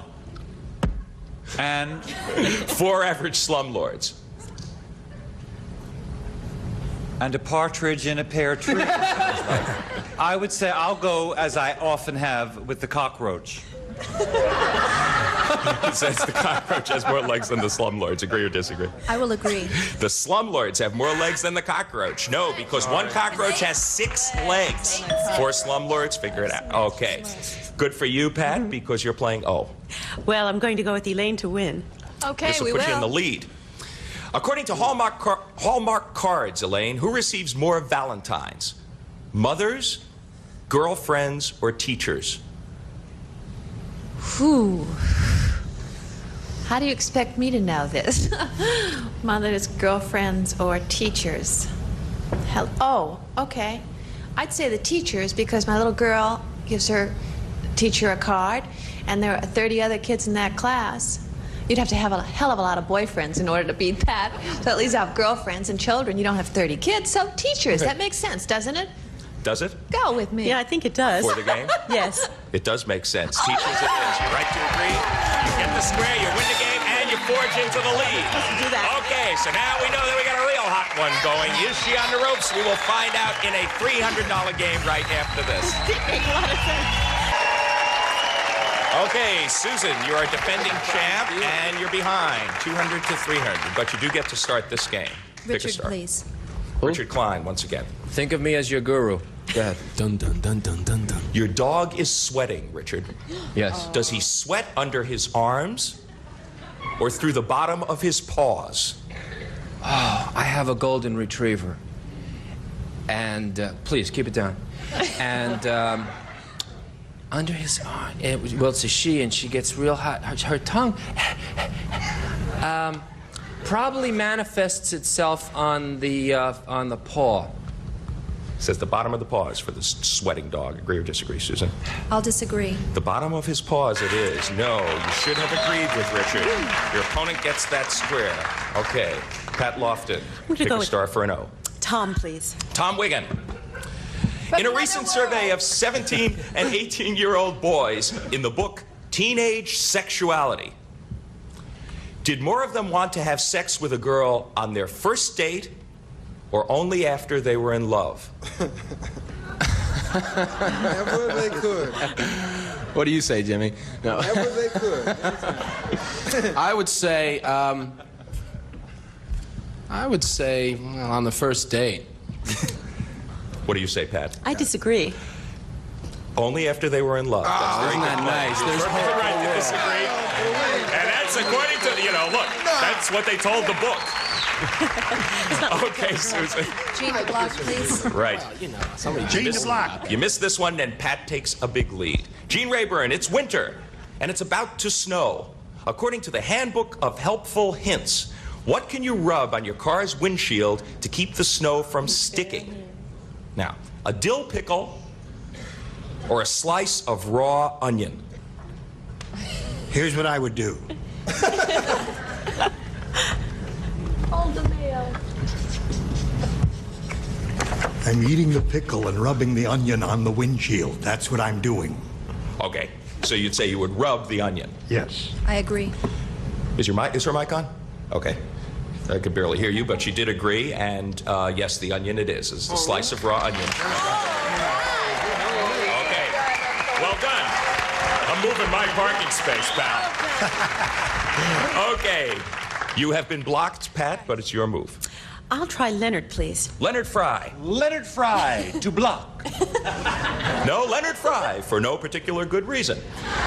Which came first, Leonard? Lawrence Welk's first TV show or Muzak? Jill St. John. Oh, no, that was the other show. That joke may not have legs, Leonard. Lawrence Welk or Muzak? Right. Lawrence Came Welk's first? Lawrence Welk's first TV show. Oh, Lawrence Welk's first TV show. Or Muzak. Let's go. We got a It's tight a very game. difficult question. I would say, other than it's being rather redundant, thank you, I would say Muzak. Okay. He says Muzak came before Lawrence Welk's first TV show. Pat, agree or disagree? I disagree.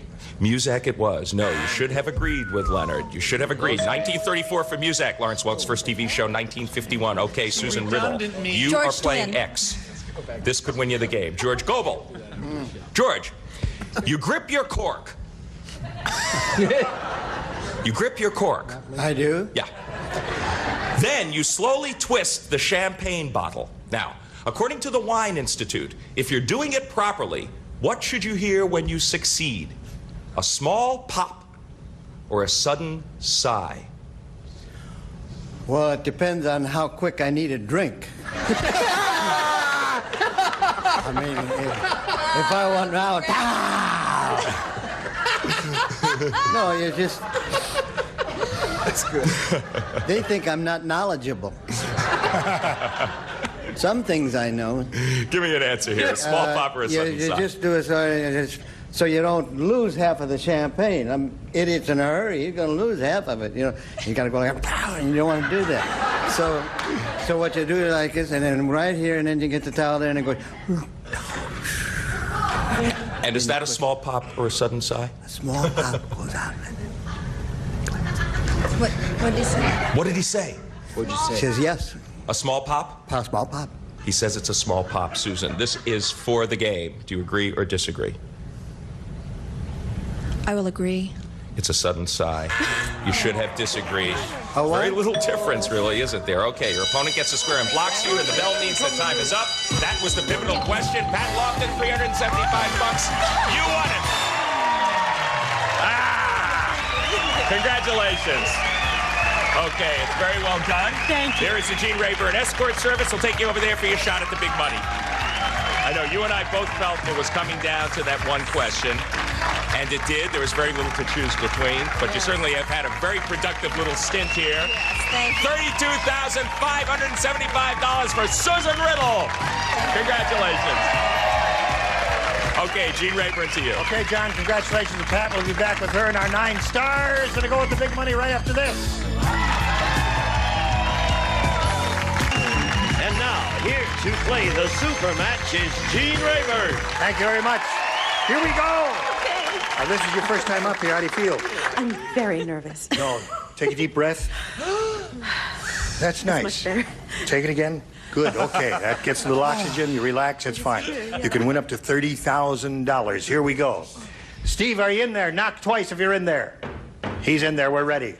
We polled an audience not too long ago and said, write down your best answer to this. E blank. $1,000 for the most popular, $500 for the second most popular, and $250 for the third.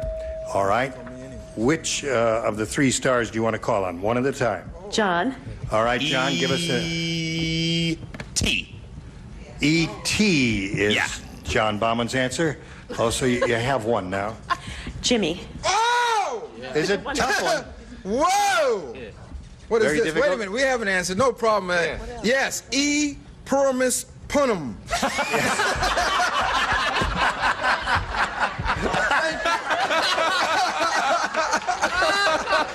E pluribus unum. E pluribus unum. Yeah. E pluribus And Punum unum. also, just in case there's any problems. Right. Cover all the E Purimus. I'm out of the game for 2 hours. I finally get in. One more. Bill. Oh, that's a tough one. I think, maybe one will fall down. Maybe one will fall No, down. I got one. I think I got from- one. No, What? I have one, but maybe I should think about theirs first. Oh, no, E.G. Marshall. How about that? Not good, E.G. huh? Marshall? Well, let me look at theirs. Do I have to go with that? Yes, you're stuck with it. Oh, all right, no, go with you E.G. want it. Marshall. Good. Let's go with E.G. Marshall. I used to go with E.G. Marshall, actually. All right, E.G. Marshall, him. E pluribus unum, and E.T. are the 3. Do you want one of those or one of your own? I'd like E.T. That's a good one. Okay, E.T. is what she's after. Let's find out if it's up there, and if so, where.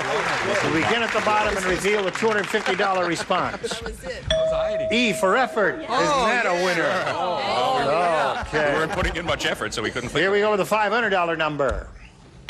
Yes! That's what I thought. What a bunch of weirdos were in here that day. Boy, I'll say. All right, here's the last chance for E.T. Go, Steve. Yeah! All right. Okay, Pat.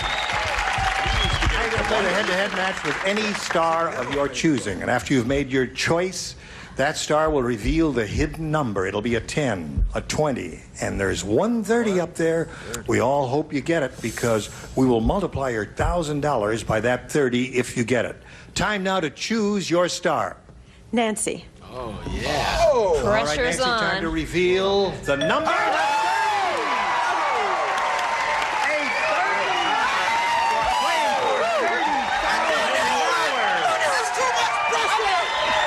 Jimmy can't stand. Hey, lástima. Oh, Okay, boy, here oh, we boy, oh, boy. Okay, Pat. Nancy, we knew you were a hot ticket when we booked you on this show, but wow. You were just All right, saving would you me stand for the on that 30. red mark right there, please, and face me, and good luck to you. Here we go. You're going to write a response, remember, Nancy. Blank snake. S-N-A-K-E. Blank snake.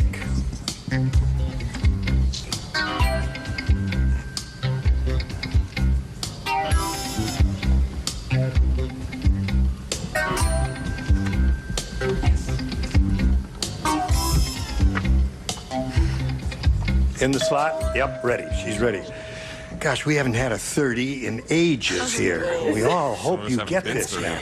You collect the $30,000 if you match Nancy. What do you say? Rattlesnake. Rattlesnake.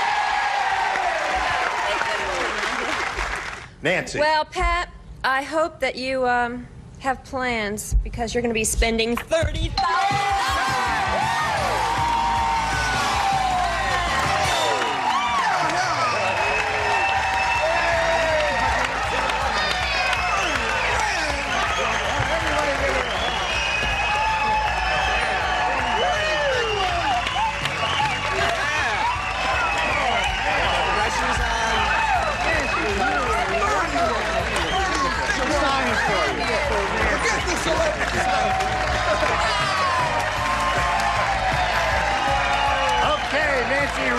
Home and was never seen again.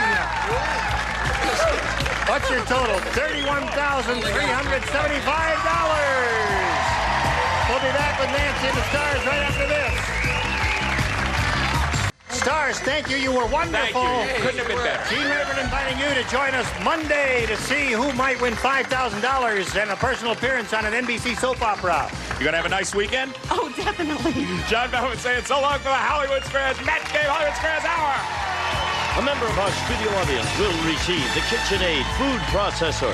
Chops, minces, mixes, slices, and shreds. A versatile appliance with power and speed, practical with quality, furnished by KitchenAid.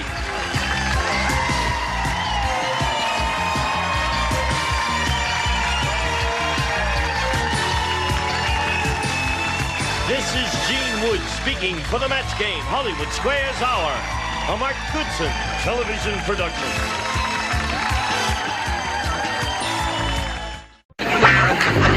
Get ready to match the stars.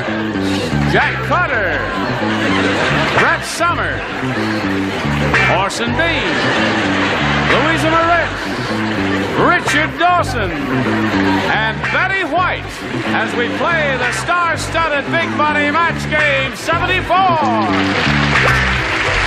And now, here's the star of Match Game 74, Gene Rayburn.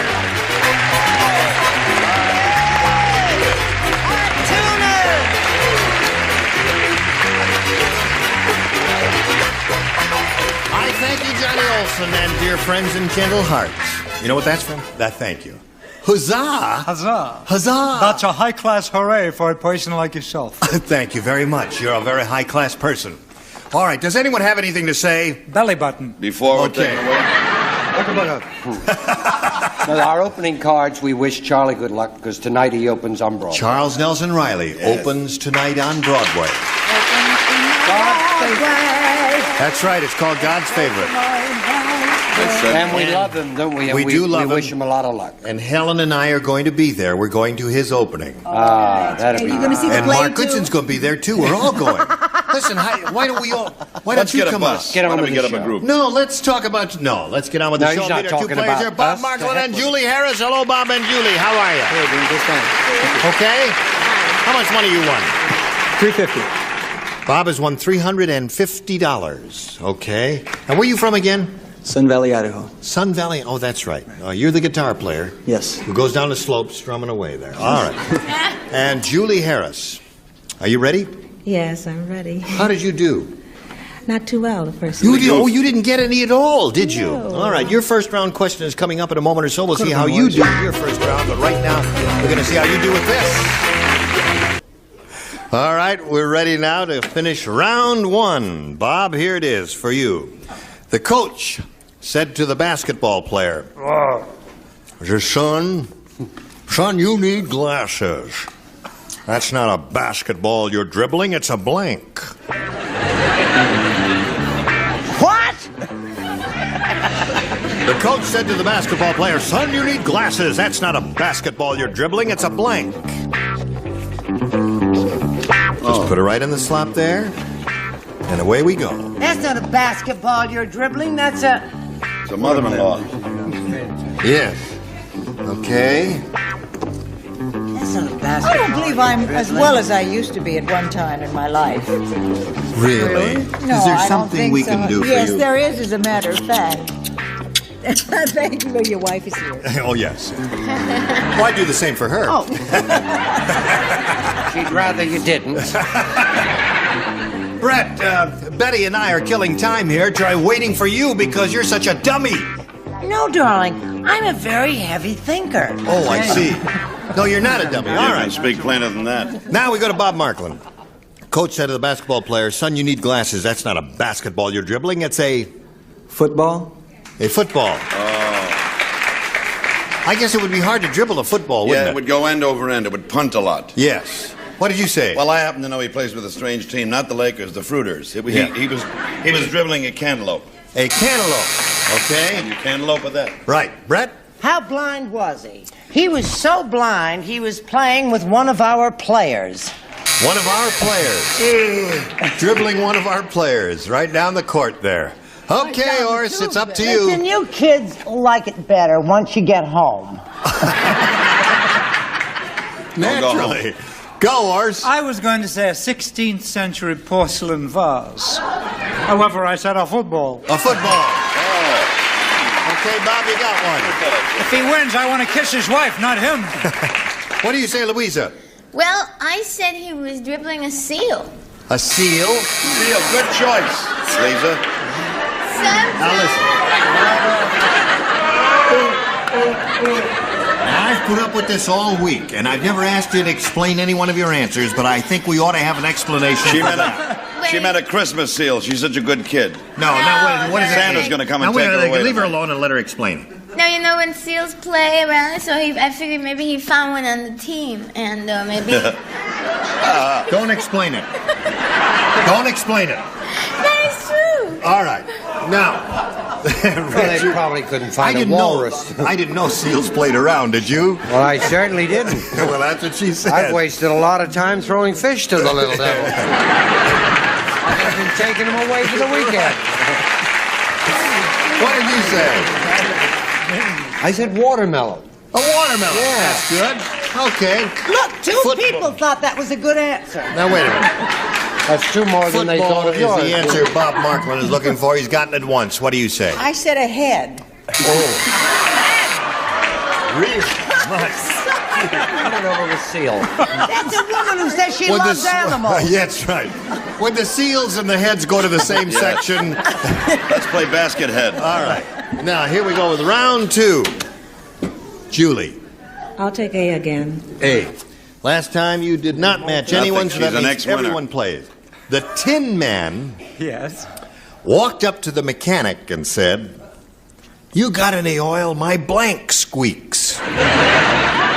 The Tin Man walked up to the mechanic and said, "Have you got any oil? My blank squeaks." You see that look on my face? Yes. You know why it's there? Why? Try and guess. Oil can, oil can. Oil can, tin man. Oil can, Tin Man. Oy vey. His blank squeaks. My blank All right. squeaks. Okay, now well. Everybody ready? Just about, I guess. Okay. Don't touch. Okay. Don't touch what? Now, we're over here with Julie Harris. The Tin Man walked up to the mechanic and said, "You got any oil? My blank squeaks." My bottom? What was that? My bottom. My bottom, is that what you're saying? Oh, my bottom squeaks, she says. The I don't lunatics have understand taken that. over the asylum. I don't understand that answer. I may not understand yours. I think she went to the Louisa Moritz School of Answering Questions. Who ever heard of a tin bottom squeaking? It kind of crumples and critches. Yeah. What did you say? I figured I wouldn't say it, but 'cause there's a lot of joints to a body, but the whole body was squeaking. The whole body, okay. The Jack Haley squeaker. All right. Brett, what did you say? I say I'm ashamed. And do you know why? Why? Because I matched Jack Carter. Oh, buddy. At last, brilliance showed through. All right, Horse, she's looking for the answer bottom. One of the saddest things in the world is a squeaky bottom. It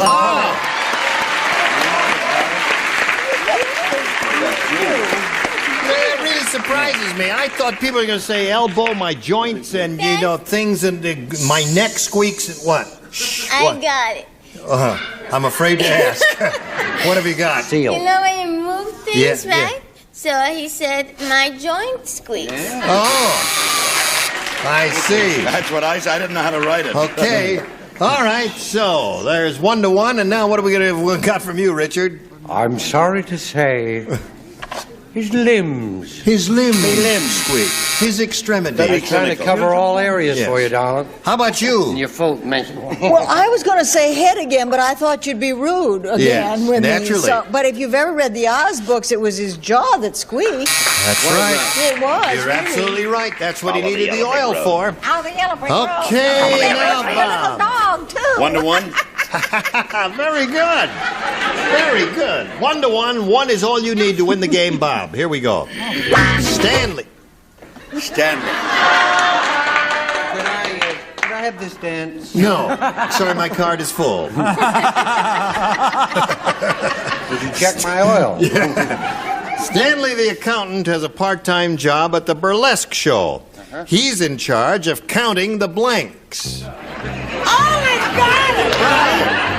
Stanley the accountant has a part-time job at the burlesque show. He's in charge of counting the blanks. I love my answer. I'll bet you do. All right. 2 are finished up there. Well, let's see. Now, Orson, you don't write with this because you match in the 1st I'm round. writing to my mother. It's a letter. Leave me alone. All right. Now, Bob Marklin. Ready over there. Ready over here. Stanley the accountant has a part-time job at the burlesque show. He's in charge of counting the G-strings. G-string. I was thinking of something else. What'd you think out there? Well, I tell you, I like Bob because my son was conceived up where he works, and my wife's always singing "It Happened in Sun Valley." Oh. And I drew a nice picture of him. Oh, it's very And you good. can It have looks that. like I it. also thought it was G-string. And that wins the game. All right. Put your name on that. What do you have figured? Yeah, what is your answer? Counting the boob. Counting the boob. Counting the pasties. Pasties. Counting divided by 2. Yes, I thought everybody'd say pasties. All right, come on down, Bob Marklin, and we got to say goodbye to Julie Harris. We've enjoyed meeting you, Julie. I've had a good time. Good. We wish you the very best of luck. We've got a gift for you. Julie Harris, ladies and gentlemen. Goodbye. All right. Now, if you'll stand by here for a moment or so, we're going to do a little business, and we've got this message for you. Here's old Bob Markland. You've been here before. Right, once. You got 450. Now you're going to try for a lot of money, aren't you? Ready? I am ready. Okay, we polled a recent studio audience, Bob. We got their best response to this. Smith blank. Now, the answer they gave most often is worth $500 if you match it. Next, $250. Third, $100. Whom do you wish an assist from? I'll go with Betty again. Betty? Smith Brothers. Smith Brothers is one. Richard? Richard? Smith & Wesson. Smith & Wesson. Firearms makers. Brett? And How Brett. about Smith College? Smith College. Yeah. Don't be well, shy. don't boo me for heaven's sake. It was number 3. Smith College is a very good answer. Okay, now That you was got a Smith Dartmouth College, man Smith & booming. Wesson, and Smith Brothers. You can choose one of those or give us one of your own. Bob, what do you want to do? I'll try Smith Brothers. Smith Brothers. Good lad, good lad. All right, he says that's the one under the big money there, but we got to start down at the bottom and find out first what's under the $100 response. Smith & Wesson is up there. That's a good omen, I suppose. All right, let's see if $250 reveals a Smith Brothers. Here it is. Smith & Jones. What was that? I think that was a Western TV show, yeah. Old television show. Is that an old television show? Yeah. Well, I'll be darned. Okay, last chance for Smith Brothers. Here's the $500 response. Congratulations. Attaboy. All right. So that's a great team. The Bob and Betty team there. Now you got the $500. You're up to $950. You're going to play for $5,000 now to collect. Remember, you got to match one head-to-head exactly. Choose one, please. I'll try Betty. You try Betty. No. Everybody says that. All right, please face me if you would, Bob. Now, here is the $5,000 question. Blank Annie. Blank Annie, A-N-N-I-E.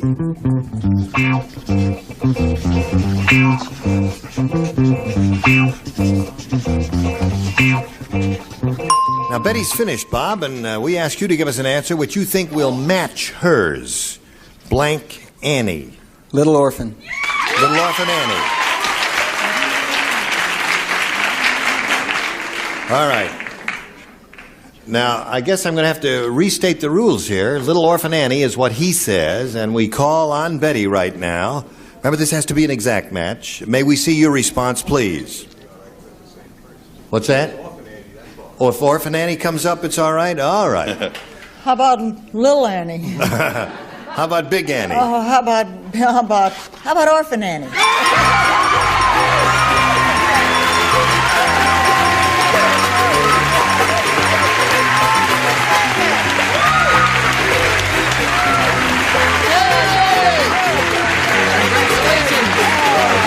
You got $5,950.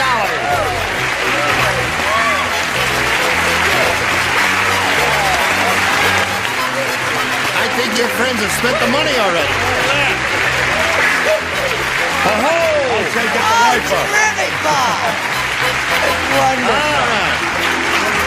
Well, Bob Markland is very happy. His friends down there in the first row are very happy. And His we're wife. very happy for you. He's got $5,950. And you ready to take on another contender? All right, let's meet Linda Kaplan. Here she comes. Hello, Linda. Hello.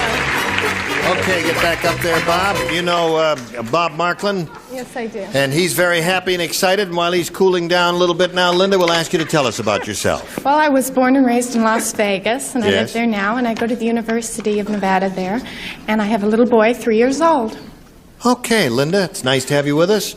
We've got to stop right now and do a little business, then we'll come back and talk to you. Here we go. No, here we go. Let's see. We all set? All right.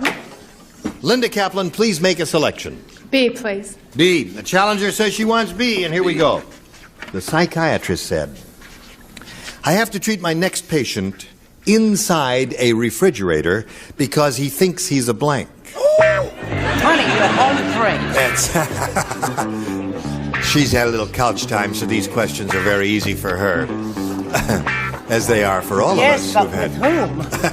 whom? The psychiatrist said I have to treat my next patient inside a refrigerator because he thinks he's a blank. Somebody wake up Orson. I thought it was Charles Nelson Riley for a minute. Okay. Ready? Ready? Ready. Okay. Now, we're all set. We'll call on Linda Kaplan. The psychiatrist said, I have to treat my next patient inside a refrigerator because he thinks he's a blank.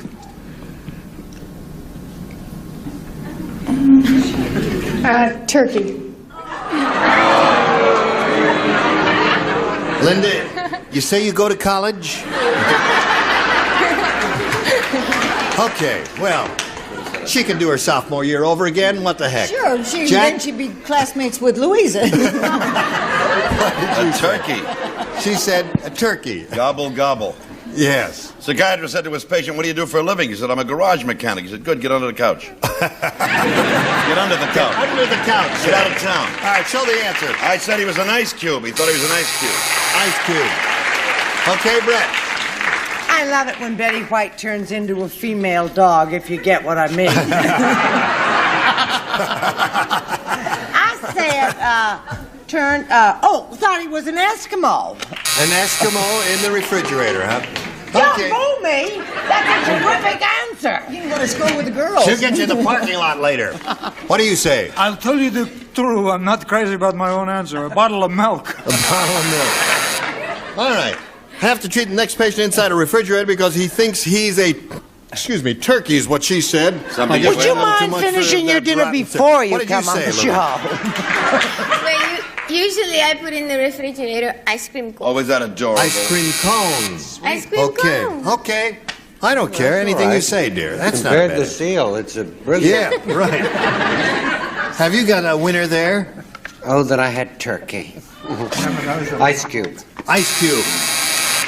Turkey is what Linda's looking for. What do you offer? I thought Orson's answer was brilliant. Bottle of milk. Bottle of milk. No milk, no ice cubes to go. No Let's see, trouble. we got time for this one. Here we go, Bob. This is your first round question. Thelma said to Jake, I don't think Fido wants you to go on that business trip. He's blanking your suitcase. Thelma said, I don't think our dog, Fido, wants you to go on that business trip. He's blanking your suitcase. That's an easy one. The dog doesn't want the bastard to go on, so he's blanking the suitcase. I Right. All ready? Come on, Brett. Come on, Darling, Brett. Time's up. I'm right here. Look at Okay, me. here we go. My Bob, Thelma little said to sign Jake, I is don't in think and Fido wants everything. you to go on that business trip. He's blanking your suitcase. Eating. Eating your suitcase. All right, he says eating. Jack, what do you say? Well, I had eating, but I thought wedding would be funnier for a dog. All right, wetting the suitcase. He says eating, Brett. You're gonna be so crazy about me, Bob, you're gonna give up that ugly broad in the first row. Chewing. Chewing and eating is a match. All right, Orson. The dog took the suitcase in the backyard and buried it. He's burying a suitcase. All right, Louisa, what'd you say? Attacking the suitcase. Attacking. No match there. Oh, never mind. Burying the suitcase. Burying the suitcase. Eating is the answer that we're looking for. Unpacking the suitcase. A dog is unpacking the suitcase. Okay, there is round one. 1-0 favor the current champ. Round two will occur next, but first, this for you. All right. What did you say? We got 10 seconds, Ed, to say goodbye. Oh, 30 seconds. Oh, heck, we can do that in an hour, can't we? I could do a whole Listen, we bio gotta in quit 30 here. seconds. We'll see you next time, all right? Okay. Splendid. Keep the thought now, 1-0. You were all just dandy. Well, thank you. Would you hand this note to Bob? It has my telephone number. I'll do that. Listen, don't forget Using it will you and can't think of see me Charles as well. Nelson Riley tonight. Watch Watch Louisa her show. on Flip Wilson. Okay, on Flip Wilson. Special. All right. tonight. And Watch good her luck, Flip Charles Nelson Riley. we love We're you. holding the cup for you. Now, Taking a bow now. what's that? Oh, yeah. Next time we get together, we're going to have these dingalings with us. Bobby Van, Brett Summers, Gary Berghoff, Adrienne Barbeau, Richard Dawson, and Fanny Flagg. Gene Rayburn, Match Game 74. Join us next time. Goodbye.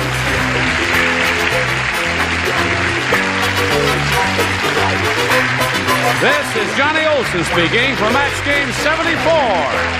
A Mark Goodson, Bill Todman production.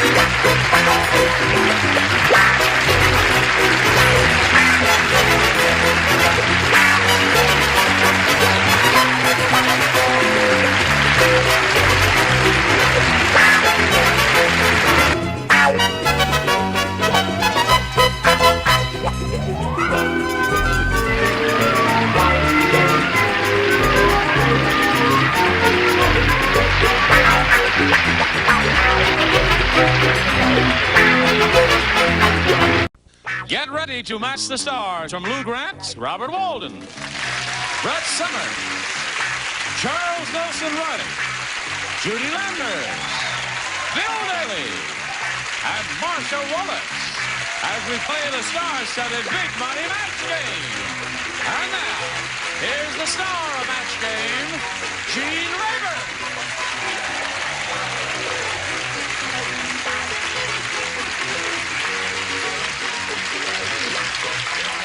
Yes, sirree. How do you do? How do you do? Somebody shot? No. That was a clap. What was that?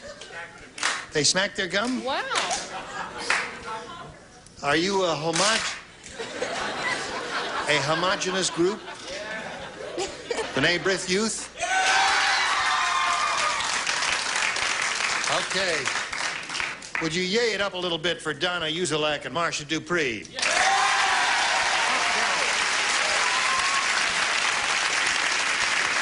Donna Uzelak is from my wife's hometown, Gary, really? Indiana. Gary, Indiana. Yeah, that's right. That was a song in the musical. And Marcia Dupree is from Reno, Nevada. Reno, Nevada. Right. Reno, All right. Nevada, Reno, Now, this is the second Nevada. game. We're starting with the beginning of round 2 here. This is a final round, final game. Score is tied. Donna went first last time, so Marcia, we'll ask you to go first this time. I'll take A. All right. A. John said, when I was born, my parents kept me in a jar. For years, I thought I was a blank.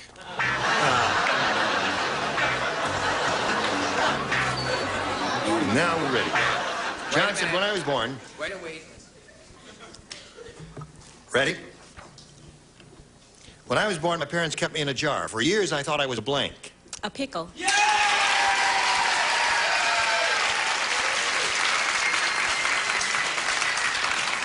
Yes, sir? You can't do it again. Well, I have to agree with that. A pickle. Yes, ma'am. So you see how wonderful life is? I put specimen, right? Right. Threw it away. I flung myself into the dill pickle country. There you go. 2 for Marcia Dupree. I put marmalade, threw it away. Then decided on a pig's foot, threw that away. Hitting my co-star, pickle. There it is. 3 for Marcia. Now we come to the lower tier. Always a slow down. We'll give you the good news first, Marcia. Now the bad news. Now, you had 2 choices, didn't you? I took my first one. Your first one. Yes. Or may we see it? Mm-hmm. Sure, show it to us. Firefly. A firefly. Yeah.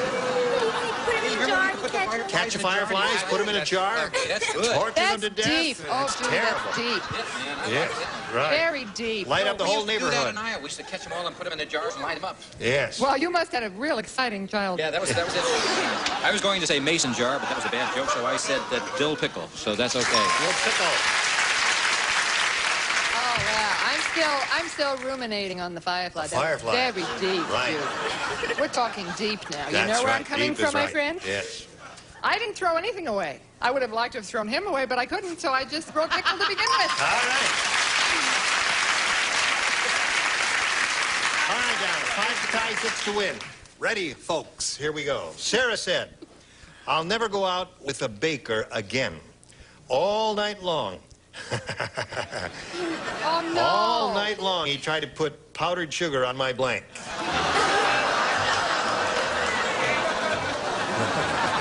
Let's go, Walden, baby. You can always be replaced by Lou Grant or Ed Asner. Donna. Sarah said I'll never go out with a baker again. All night long, he tried to put powdered sugar on my blank. I have 2 answers. Tongue. Tongue. Leave the girl alone. It was a lousy question. Listen, Tongue was one possibility. some people, fight for dignity under all sorts of pressure. I'm not one. I said cupcakes. Use your imagination. Yes, sir. I thought that was quite good. No. He thought it was a powder. It's a baby sister. Baby sister. All right, so that means Marcia was again. What the rest of you have? On the body. What did you have? Buns. Yes. All right, come on down here. Now, Donna, what have we got for Donna? Lots of gifts, money? Oh, prizes, right. Yes, that's right. We get all kinds of nifty things. A 1/4-inch drill. You can make holes in everything. You can drill up the whole thing here before you go there. Donna Uzelak, a nifty lady from Gary, Indiana. All right, here you are. Second shot at the big money. You got $500. You could win a lot more here now. We polled the studio audience, a nice, smart bunch like these, and we said, write down your best answer to this. Blank defense. 500, remember, for matching the most popular, 250 for the second most popular, and 100 for the third. I'll take Marcia. We're very close. We had the Yes. same name and everything. True, I noticed that. What you need on this show to What? practice self-defense. Self-defense.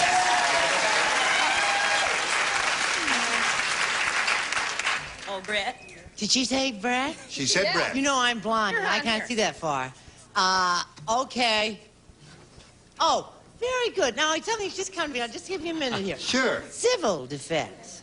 All right. And a winner if I've ever heard one. Charles.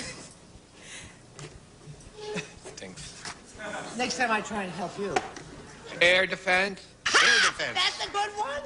Air defense, civil defense, and barbed wire self-defense. defense. Those are the three that they've given you. Now you have the option of choosing one of those or giving us one of your own. What do you say? Self-defense. Yeah. All right, let's see if we got any self-defense up there. Maybe see the $100 number. National defense. All right. Self-defense might be under the next one. The number one. Civil defense is How there. they made fun. All right.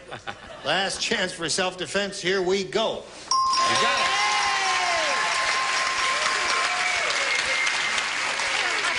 All right, Marcia. We'll give you a moment here to catch your breath, do a little business with America, and then see if she wins the big money. We are ready. Marcia's won the $500. You have a total of $1,000 now, you know.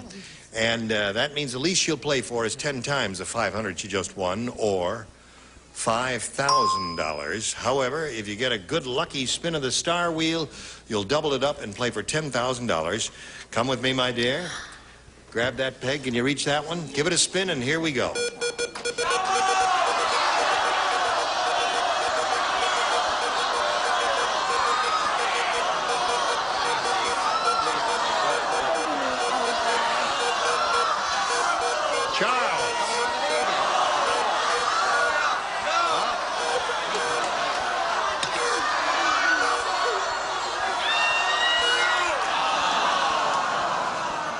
Pretty close, but the light did not come on, and it's electronically hooked up, so it would have come on had it done. But you're playing $5,000 with Bill Daly. Good luck to you. This is it. Token of blank. Would you like to read it?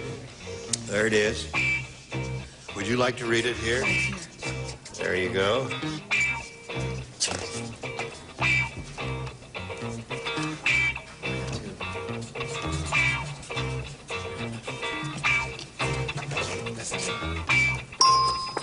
All right, if you give us the answer that Bill has written on the card, we give you $5,000. What do you say? I went blank. I'll say token of love.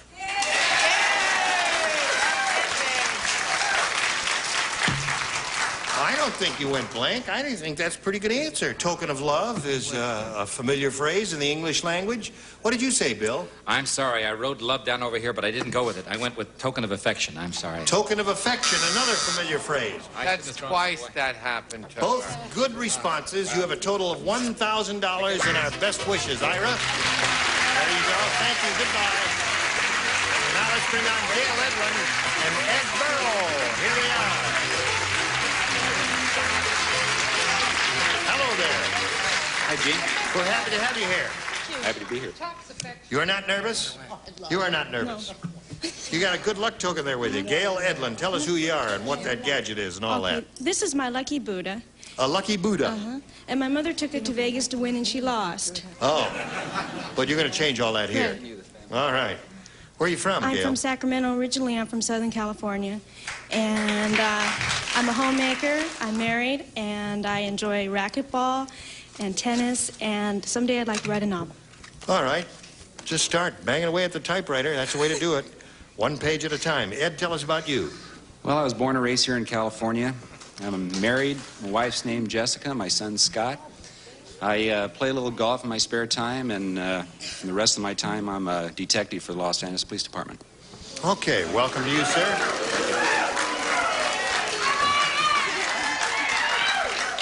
You work in mufti? I beg your pardon? You work in plain clothes? Yes, I do. I see. All right.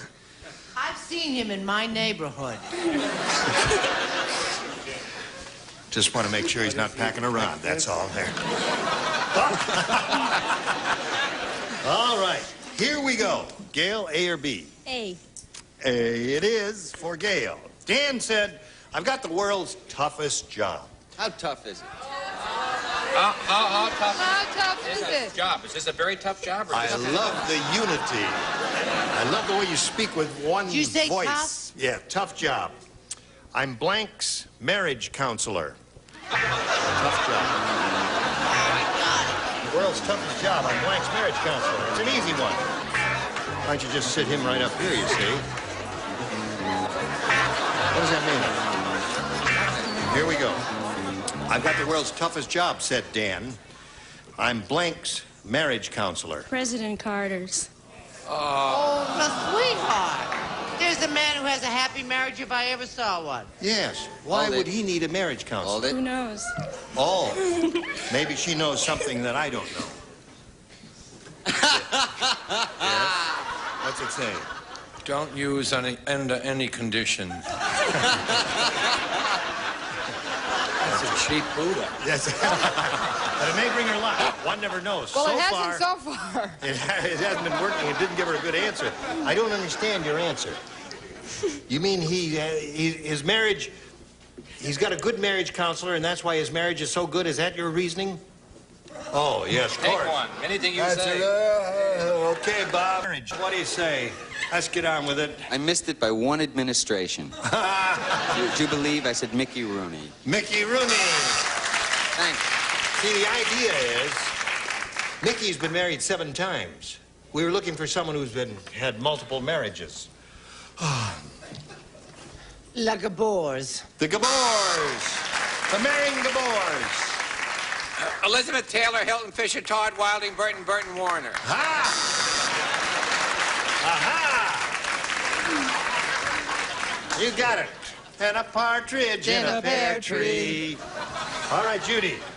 World's toughest job, Blank's marriage counselor. Elizabeth Taylor. You there, all right? Another Elizabeth Taylor here. Yep. That's it. Just Bye-bye. warned President Carter about all that is working is his marriage, right?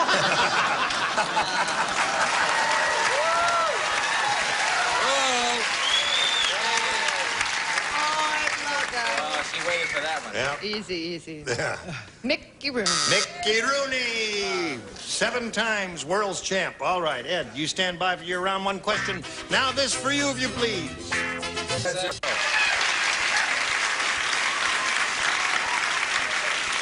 You're great as a blonde. Thank you. Put a blonde wig on you. Watch that show. You're going to be a big hit with the guys down at the station house there. Ugly Ed is really ugly. Little better. His face looks like a 3-week-old blank. I don't like it either. It's really hot. Yes, very hot.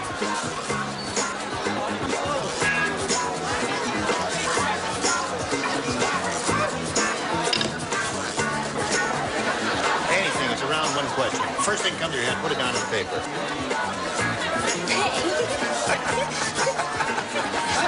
That, do you? No. Right. Lower tier is ready, upper tier. Okay, the lower tier's ready. Right. Ugly Ed is really ugly. Wait. Okay, She go, just babe. had a birthday, Terrible. a surprise party that Marsh arranged for her, and it was a wonderful party. And she's just turned 30, is it? 35. Oh, I've never 35, liked people who yes. lied about their age. 35. Oh, right. Of course. Ugly Ed is really ugly. His face looks like a 3-week-old blank. Pizza. Pizza. See, now that's a good answer. Now, he sounds like a guy who took a course in creative writing at UCLA. That's a pretty good answer. I forgot to associate the man with the job. Right. I forgot. So, unfortunately, I said, omelet. I'm Hey, sorry. that's equally but good. I paid all my parking tickets. and I have a 3-week-old. clean record. All right. I didn't like the question, to be perfectly frank. Yes. I said mackerel. A 3-week-old mackerel. That Have you ever was- seen a 3-week-old mackerel? Oh, a revolting The sight. smell is nothing compared to the look. Yes. Are you ready, sir? Are you finished? I'm done. Order of scrambled eggs. Scrambled eggs. No. We need a pizza for Ed. Judy, his I'd face... like a pizza myself. You want I would. I'm very hungry here. Yes. Could we send No out pizza for one? for Ed? No pizza. He's a nice fella. Give him a little pizza. I don't have any pizza. What have you got? Apple. Apple. A 3-week-old apple. Oh, That would that's be all really, wrinkled and that's shriveled really up terrible, and, boy. yeah. Those 3 weeks. I want your pilot to sell. Right. There's one thing I can't stand. It's an apple that's more than 2.5 weeks old. That's right. It's awful. Aged apples are bad, yeah. Okay, Bill. 3-week-old corpse. You went right for it, didn't you? Wow. Okay, Marcia. I would like to say at this time, I'm very happy to see at least we have the ugly Edna questions are now also ugly Ed questions. Right. I think that's only fair. No, we don't say That's ugly because Edna. of the We wonderful say, work Illinois has done. Yeah, thanks a lot. The ERA. no, Marcia, what we She's did very here political, was you know. we had so much, we realized it was offensive to all the Ednas of the world. All the Really Ednas of the world lovely and all the people. women of the world. These That's dog true. jokes, bark, bark, woof, woof, But we all made those. up a name when we have to say, instead of ugly, we say ugly Alfrea. We don't say ugly Edna Oh, anymore. you don't anymore? Ugly And Alfrea. no one has named that. That's a totally... Rightly so, my friend. You don't have a cousin, Alfrea. Swedish name, Alfred. Illinois should be ashamed. Illinois should be ashamed. Can we get on with the show?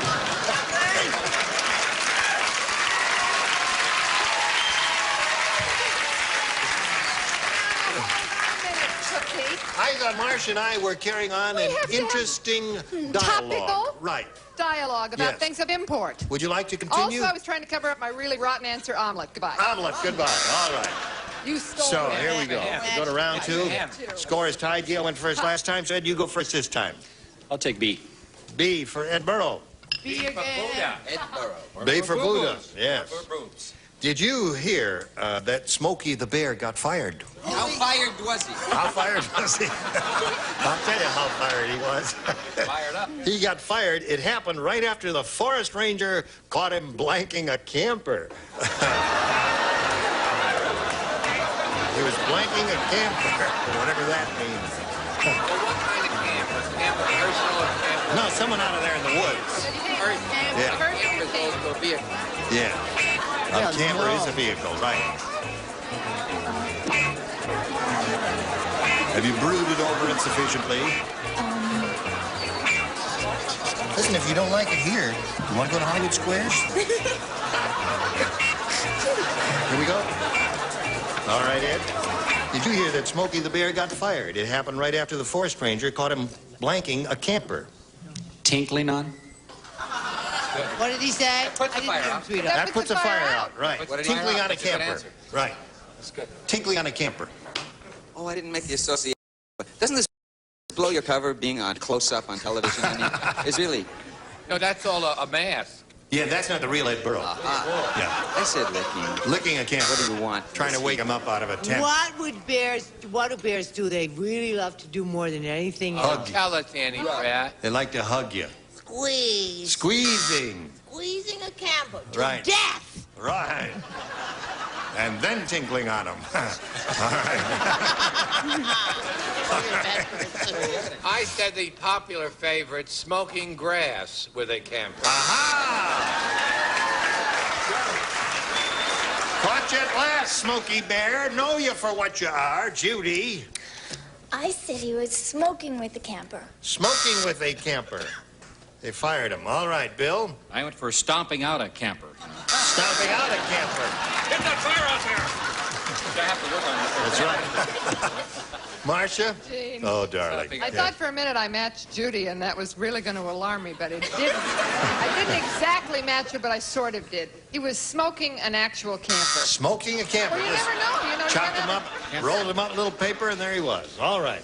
Now, you've got a shot at it because all you have to do is match one. Right now, we have this for you. Hurry back. I must say, friends, you were more than adequate. Yes, we were. We tried. Very average. No, considerably more than adequate. Thank you. Gene Rayburn, join us next time for the match game. Goodbye. Today's consolation prizes are Meet the Car Lovers from Polyglycode. All you'll ever need to restore, protect, preserve your car for years. Polyglycode and new car dealers and leading retailers. And a 7-piece Performer Gourmet Cutlery Set with extra sharp chrome stainless steel blades and Ebony Fleetwood handles, dishwasher safe from Washington Forge. And Carter's Easy Care infant sleigh headsets for generations, a special gift for special babies if they can just stay little till their Carters wear out. And a frying pan from Hollywood Safflower Oil, higher in polyunsaturates and other oils. Hollywood Safflower Oil contains no cholesterol from Hollywood Foods. And a serving tray and spice up your life with delicious Lipton-flavored teas and tea bags by orange and spice cinnamon and a variety of other exciting flavors. And a bread tray, butter dish, and like Madge the manicure says, try mild palm olive dishwashing liquid. Palm olive softens hands while you do dishes.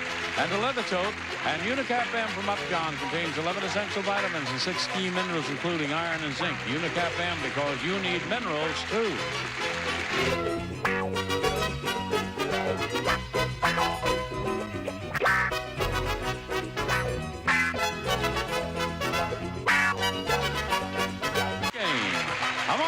And Bill Todman production. This program was edited for broadcast.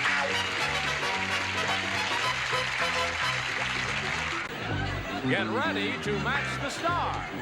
Bert Conley, Brett Summers, Gary Berghoff, Marianne Mobley, Richard Dawson, and Betty White as we play the star-studded big money match game 75. And now here's the star of match game 75, Gene Rivers.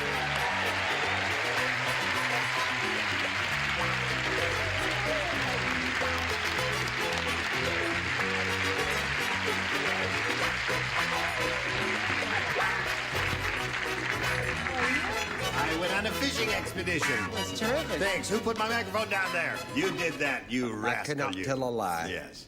Nor the truth either. No. Yes. Are you ready?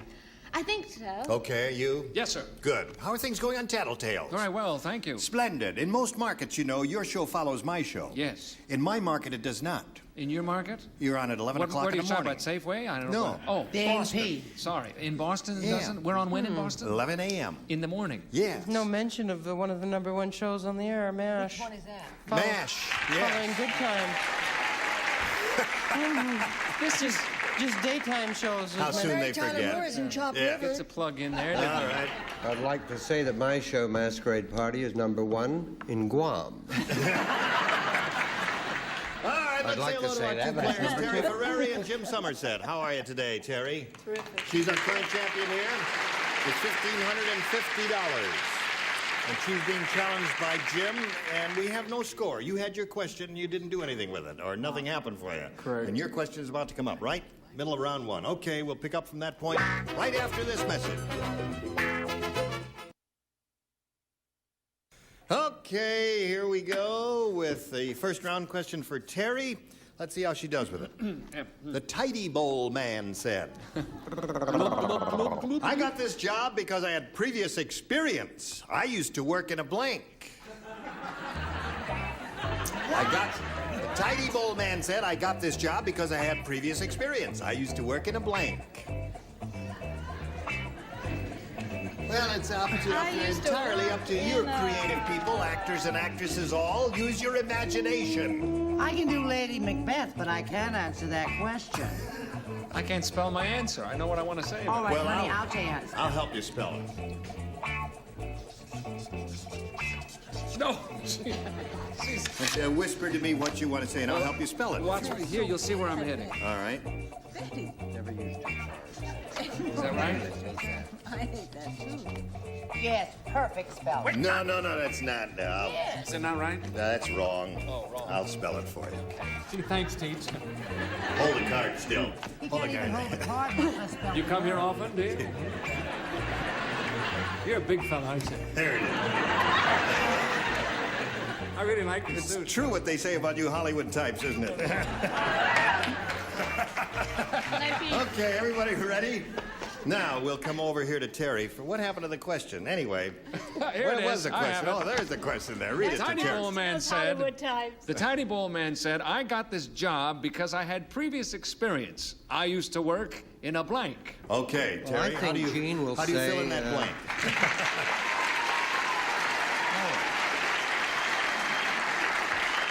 First thing you know, you'll have your own show. You got nowhere to go but You know up. what? She says, I used to work in a sewer. Sewer? All right, Bert, show them how good you can spell. I can't read the writing. I said I used to work in a reservoir. A reservoir. A reservoir. Okay. That's easy Yes. for you to say. And she says sewer. Brett, what do you say? Well, in memory of Charles, he has passed over to the other side, hasn't he? No, he hasn't. He's just the in New other York. side of the street. I said toy factory. A Was toy that- toy. Is that... No. How that about doesn't- a nice turkey joke? No, that doesn't match sewer. Gary, what have you got there? I said he used to work in an aquarium.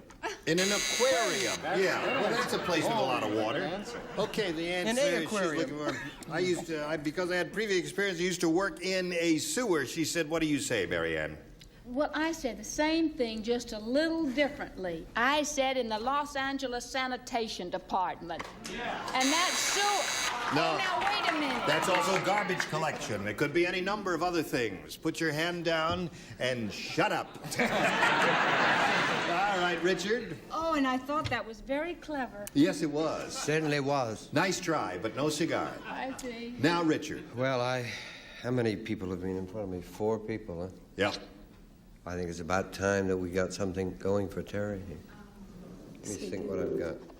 Oh, not this time. Yeah.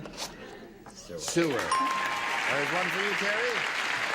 One sewer. When I was a kid, I wrote my mother once that I was a rotten sower, but it comes out I was a rotten sewer. But that, unfortunately, was not now a fish tank. A fish tank. Okay, Well, I so at was the end the of round best. 1, it's 1-0. Favor the current champ. And now, Jim, please make a selection for the beginning of round 2. I'll take A. A. What was the story? He didn't match anybody the first round, so it means everybody plays again. Gloria. Gloria got hungry in the woods and started eating fireflies. Now her blank lights up in the dark. Dear. You remember Gloria? Yes.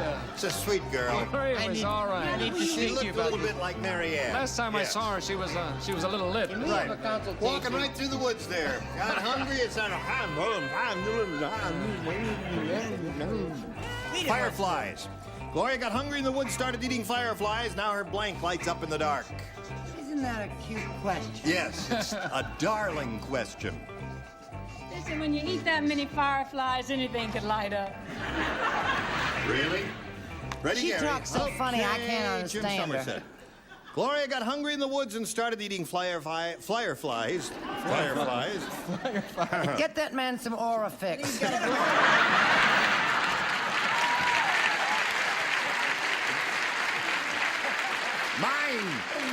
Mine! All mine, I tell you! Careful, you'll pull yours out. I want to see you eat an I apple. know they're yours. You paid for them. Gloria got hungry in the woods and started eating fireflies. Now her blank lights up in the dark, Jim. Her behind. Really? Well. All right. Well, I am. He said her behind lights up in the dark. Well, technically, he's correct, isn't he? Because isn't that the part of a firefly that I said her tail, which is, I Her believe. tail? Yes, Very yes. nice. There's one for you, Jim. Yes. Yep.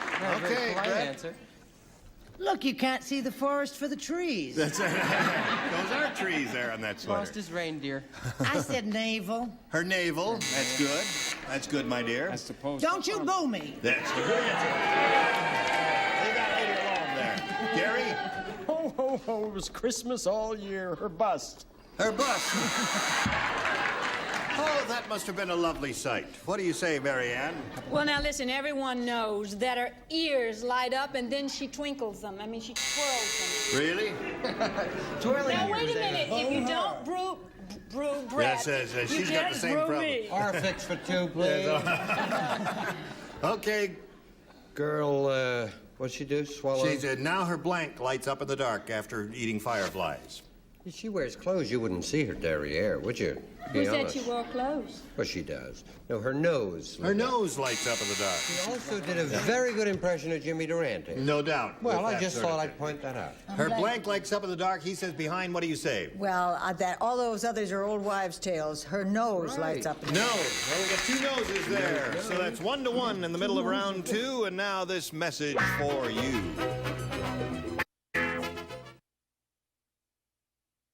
Now we're ready to carry on here, finish this game. We got a tie at this moment. Terry can break the tie by matching one celebrity and winning another game. That'll be her 4th game. A little riddle for you. Oh, good. What goes... what goes ho, ho, ho, Ho, ho, ho. I don't know what the hell does go. The answer, blank caught in a revolving door. You don't play, do you? Say that. I want to see you do that again. What goes? Ho, ho, ho. Ho, ho, ho. Ho, ho, ho.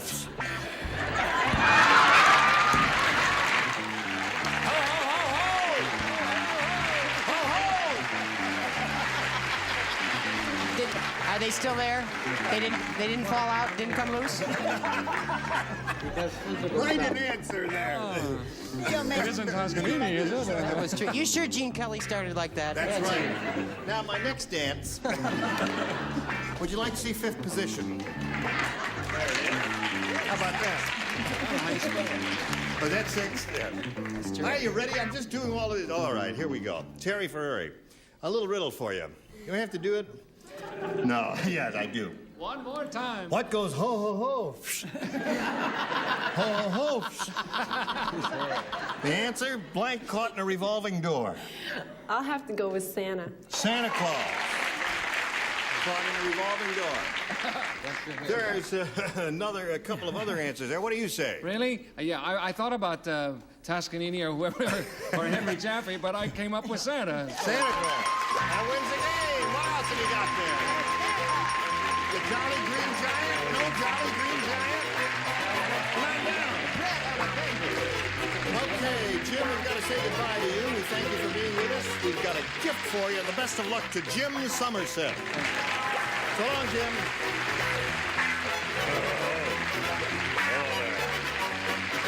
How do you feel? Ooh, pretty high. You feel pretty high? Yeah. Really? Just from going around in the thing there once? Just don't hyperventilate now. Take a deep breath and we're all ready. You got $1,650. You're going to try for a lot of money here. We polled a recent studio audience. Remember, we got their best response to this. Blank puff.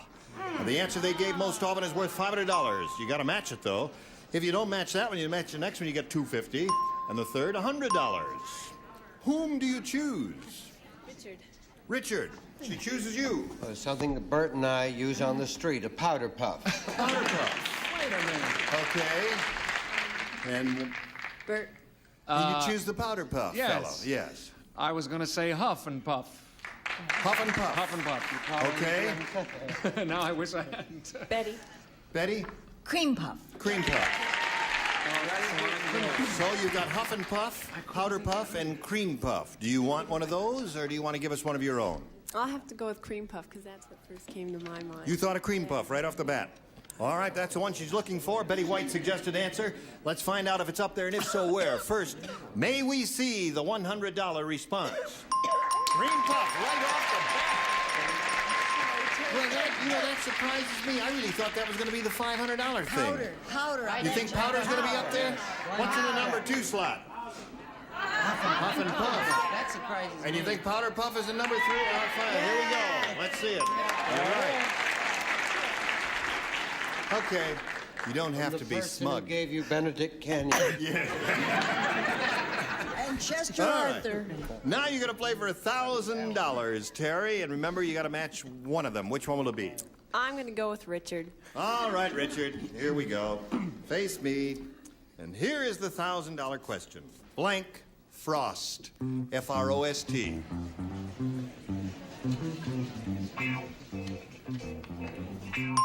Now, he's finished, and Terry, we need an answer from you which you think will match his. What do you say to that? Blank Frost. Jack. You say Jack Frost. All right, Richard, for $1,000, may we see your answer, if you please? I'm English, Don. Who had his own talk show? Who? David. David. David. So I wrote Jack.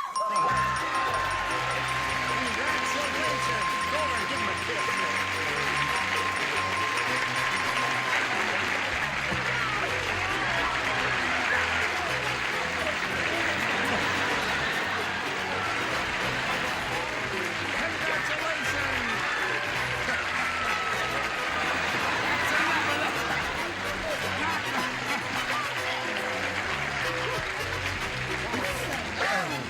I'll tell you, it beats shooting turkey.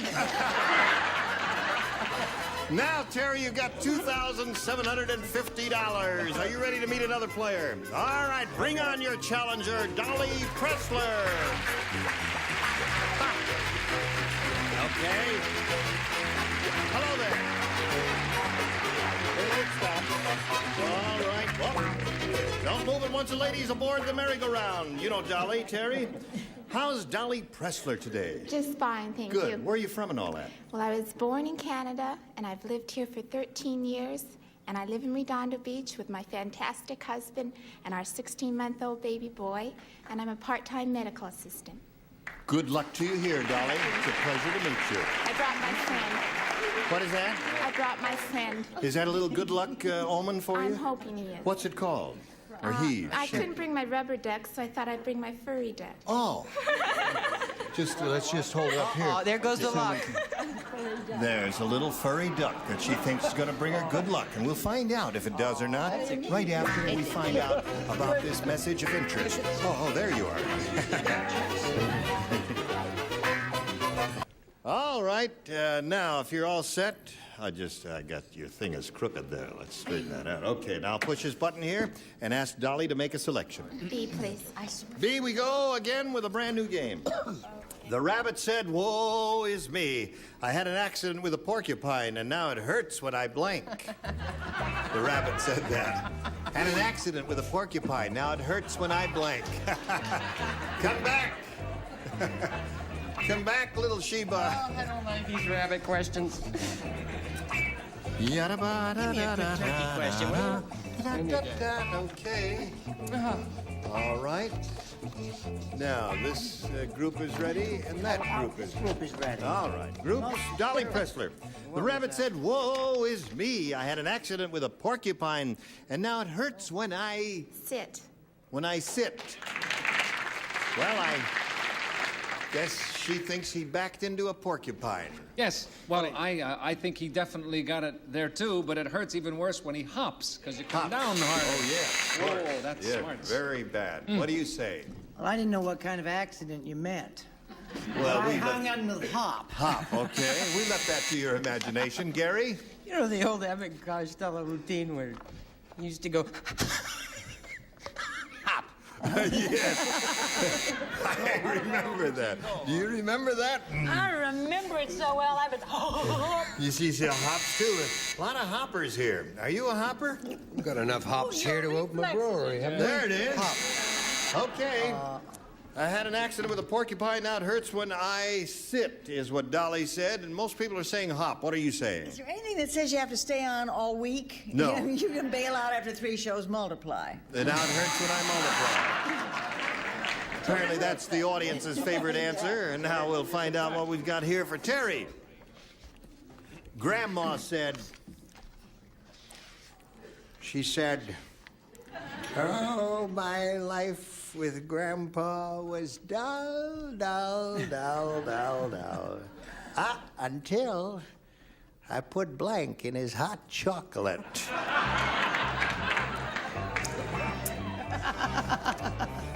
That's what she said.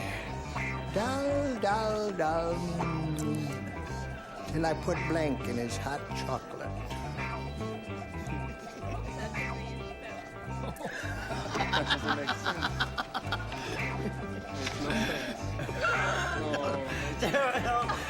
That's a baddie. Okay. You can say that again.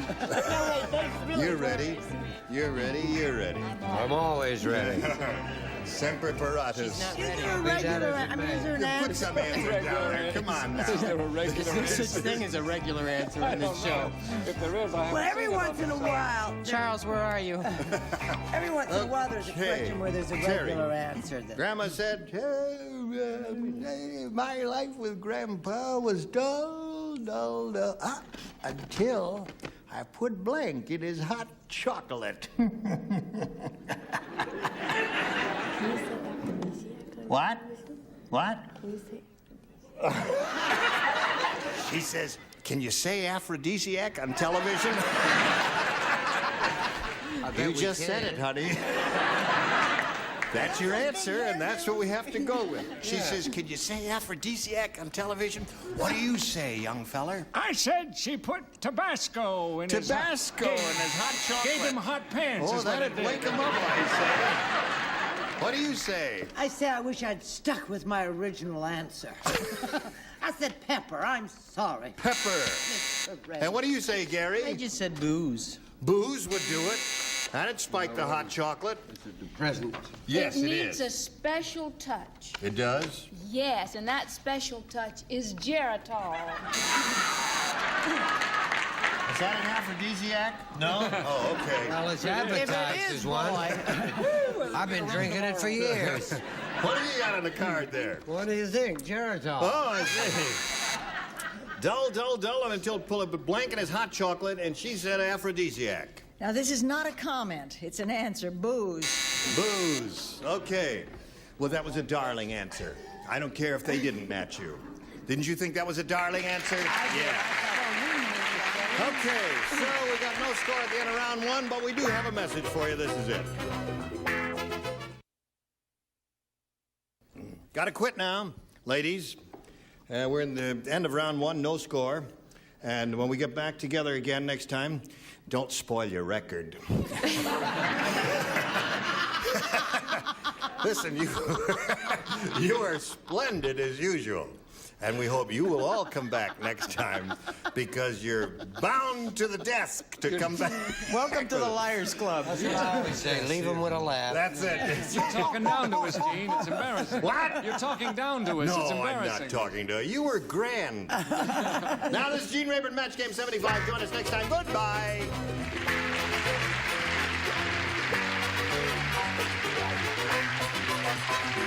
This is Johnny Olson speaking for Match Game 75, a Mark Goodson, Bill Tubman production.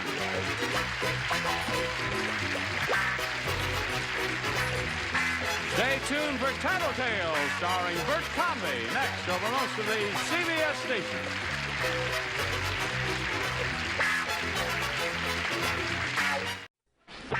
Get ready to match the stars.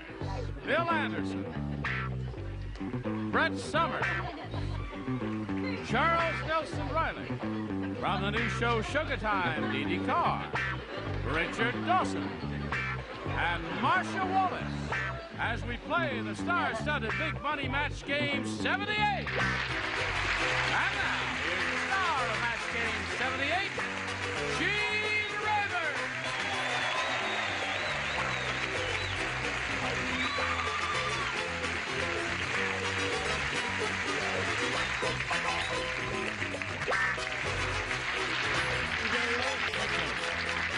Are you okay? All right, thank you. Are you all quite ready? Yep. Quite ready. Yes. You're beautiful. Would you greet our two players, Ed White and Michelle Herrick? Applause, applause, applause. Ed's the current champ. He won a bundle of money last time we were together, $5,600, and he's very happy about that. What's the most you ever won as a wrestler? Well, you don't win as a wrestler. You don't win as a wrestler? No, you just get paid. Oh, you just get paid? Is it a... It depends on how many people show up to watch it. Oh, you get a percentage of the gate? Yeah. How much can you make up to 20 bucks? At least. What's the most you ever made as a wrestler? For one night? Yep. 130. $130? Yeah, that's only for 10 minutes work, though, so. Oh, that's not bad. Now, Michelle, we met her yesterday, and she's about to leave town. But she decided she's going down to New Orleans. Are we in New Orleans? I forgot. We used to be. We may be now. Oh, okay. Anyway, are you ready, Michelle? Sure. Oh, sure. Got a lot of confidence in there. All right, we'll start this game after we do this for you. Okay, now, we'll begin round one. Michelle, you may have A or B. B, please. All right. This is her first one. Frank said, "My television's gone crazy. I just saw Laverne and Shirley and Wide Wide World of Sports at the same time. It was weird. Laverne was sharing her apartment with blank."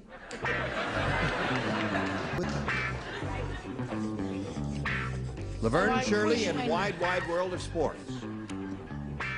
At the same time, it was weird. Laverne was sharing her apartment with blank. Bill Anderson has a new album that's going to be released in June called Love and Other Sad Stories. Yeah. They started to keep the album and release me. Did you write all of them? I wrote all the sad stories. Oh. No, I wrote about 6 or 7. Yeah. You're quite ready and finished. You are like finished. Reading, writing, arithmetic, everything. All right, Michelle, have you been thinking about this? Yeah. I'll read it one more time slowly while Charles is writing. Frank said, my television's gone crazy. I just saw Laverne and Shirley in Wide World of Sports at the same time. What? Don't let her answer, because we'll have to start all over again, throw the question out, and we'll get letters and... Oh, I thought he had finished. He took that My pill. God, you could send 2 kids to college in the time it takes Charles to answer today. Really? We'd like to send him to college. No one will take him. Just saw Laverne and Shirley in Wide World of Sports at the same time, and it was weird. Laverne was sharing her apartment with blank. The Dodgers? The Dodgers? Never on Wide World. Yeah, have you ever seen Wide World of Sports? Wide World of Sports? No. No, you haven't seen Well, that. yeah, a couple times. You have. Not well, I guess.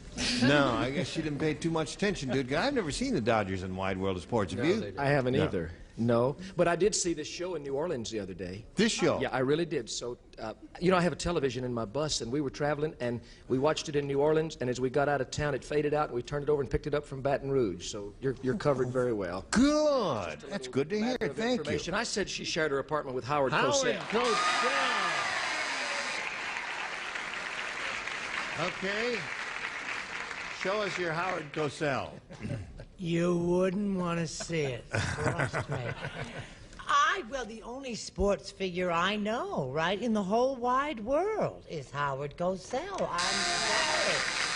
What is the wide world of sports? It's a thing every week, and they do various sports, you know, like racing, auto racing, and boxing, and I'd never track, watch and that, field, sweetheart. and all of that sort of No, thing. I'm not into that. It's too butch for me. I guess a nurse has to be careful what she watches. I had trouble with the name because I'm a little hungover and I had a big night. Arnold Schwarzenegger. Arnold Schwarzenegger. Arnold Schwarzenegger. Laverne was sharing an apartment with Arnold Schwarzenegger. It'd be very difficult for both of them to make it in the same room at the same time, right? Right. Good. Wrong. No? Muhammad Ali. Muhammad Ali. The greatest. He's been on the Wide World of Sports. Many times, yeah. Many times, right. I said Howard Cosell. Howard Cosell seems to be the definitive It was answer. good because first time they have a rug now in the bathroom. Okay. Oh, what and a cut-up. Howard Cosell. All right. Now you got the hang of it, Michelle. Yeah. All right. Here we go with Ed White's first round question. Ed, this is what it says for you. Match game riddle. A match game riddle.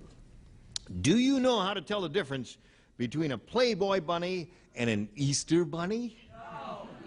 Well, the answer is the Easter bunny doesn't blank.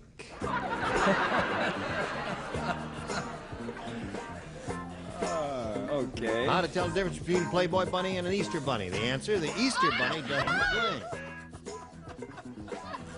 Thanks, Harold. But you're wrong about that. That was my answer. All right.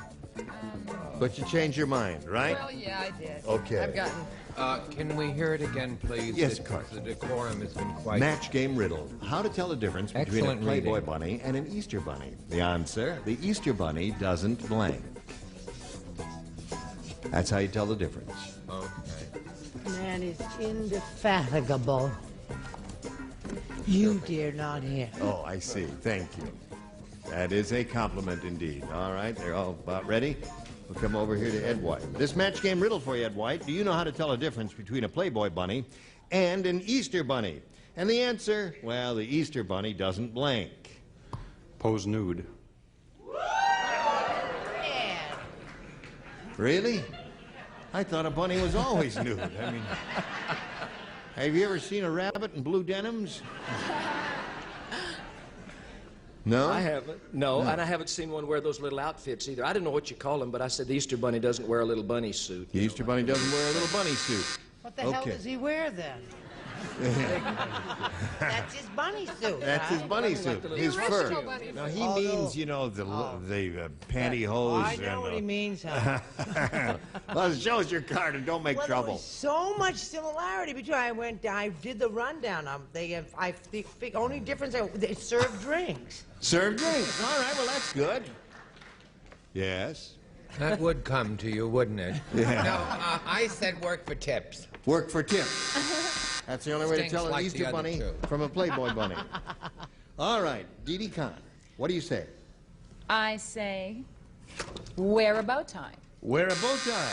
All of the Playboy bunnies wear a bow tie. That's another way of distinguishing one from another. Wear a costume, I say. Wear a costume. All right, Miss Marsha Wallace, honey. Jean. Yes. Oh, I do declare.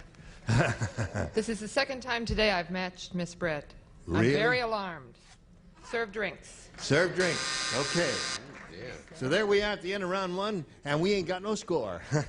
But you will get better, won't you? Right now, we've got this message for you, friends. Here we are. Who was that man who flew across the screen there? What was that all about? Okay, round two, final round. Michelle, you have a choice, A or B. B again. B again. Why not? Dave said, I've discovered one thing from Watergate. If you go to jail, at least you can learn how to blank.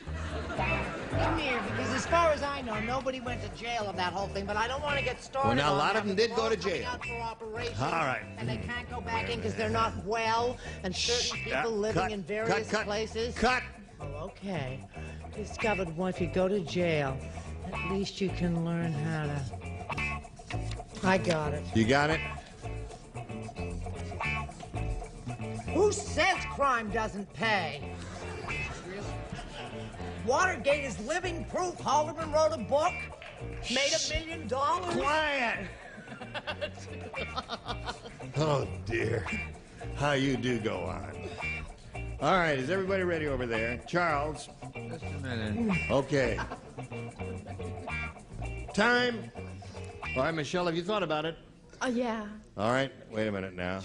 As soon as Charles is finished. Cheryl! You take so I'm long to worried about finish. you. What's the matter with you? Dave 3 said, kids to college you could send. I've discovered one thing Thank from you. Watergate. Okay. If you go to jail, at least you can learn how to blank. Make license plates. No. I just... I suppose some of them did make license plates. You are going to New Orleans, aren't you? Quickly. Sooner than you think, Michelle. What have you got there? I thought all of them wrote books when they got in Absolutely. there. If you go to jail, at least you learn how to write, because they all wrote books. That's why I was trying to shut you up, because you guys ain't on to write books. Well, I thoroughly disapprove of that whole thing, and I think the publishing world should refuse to publish those terrible books that those terrible men wrote. I'm with you. Yeah. Crime pays. Commit a crime and get rich. I said they learn how to get out. Get out. Okay. Yes. Congresswoman Summers will be speaking at the Santa Monica Arena on the 9th. She'll be at the Eagle Rock Chamber of Commerce at the 11th. We ask for your vote. God bless you, Congresswoman. Just try to get a coat with a little color in it, that's all. I said a very showbiz answer, make in-house tapes. Make in-house tapes, yes, Gordon. I have a present for Michelle because I don't think she's going away with much, so after the show I'll give her this. What? Charles? National Order of the Mafia, member in good standing, Bourbon Street Chapter, New Orleans, L.A. You won't have to get a job or anything, honey. I'll fix it all with one phone call. I don't think it'll fit, Michelle. Don't be too sure. All right. I've discovered one thing from Watergate. If you go to jail, at least you can learn how to... Write a book. Write a book is the definitive answer. I was going to say make a hole in one, but enough of John Mitchell. I said write a book. All right. I just love being definitive, don't you? Yes. Write a book. Write a book. Okay. Well, Michelle, I think you've got the hang of the game now, but it may be a little too late unless he blows this one completely, because all he has to do is match one to win his second game. Horrible Hank is really horrible. For luck, instead of throwing salt over his shoulder, he throws blank. That's how horrible Hank is. This seems like a difficult one. Certainly does. Horrible Hank is really horrible. For luck, instead of throwing salt over his shoulder, he throws blank. It's not the most inspirational question we've had, but there are a number of good. Start all over again. No, Let's have another We walking can't do question. that. I like to lecture.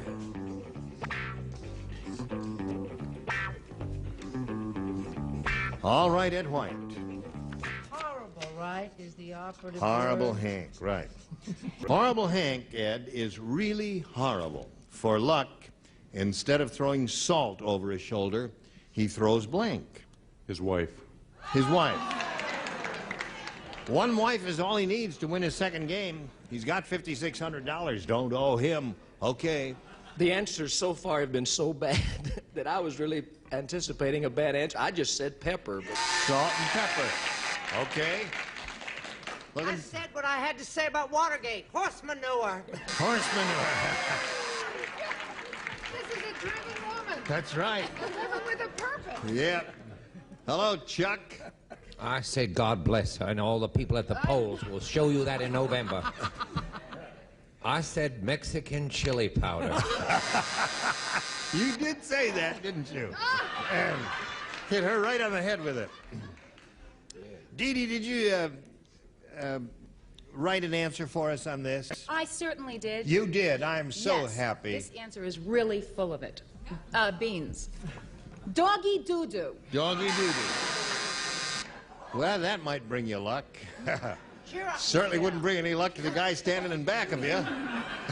I thought, wasn't it Horrible Hank? Horrible Hank. Through garbage. Garbaggio. Yes. Hello. Oh, Marcia. Gene. Marcia. Gene. Oh, Marcia. Gene. Marcia, kiss me. Okay. Thank you, Marcia. That's all right. One is so rarely in a position of true power. Yes. His wife.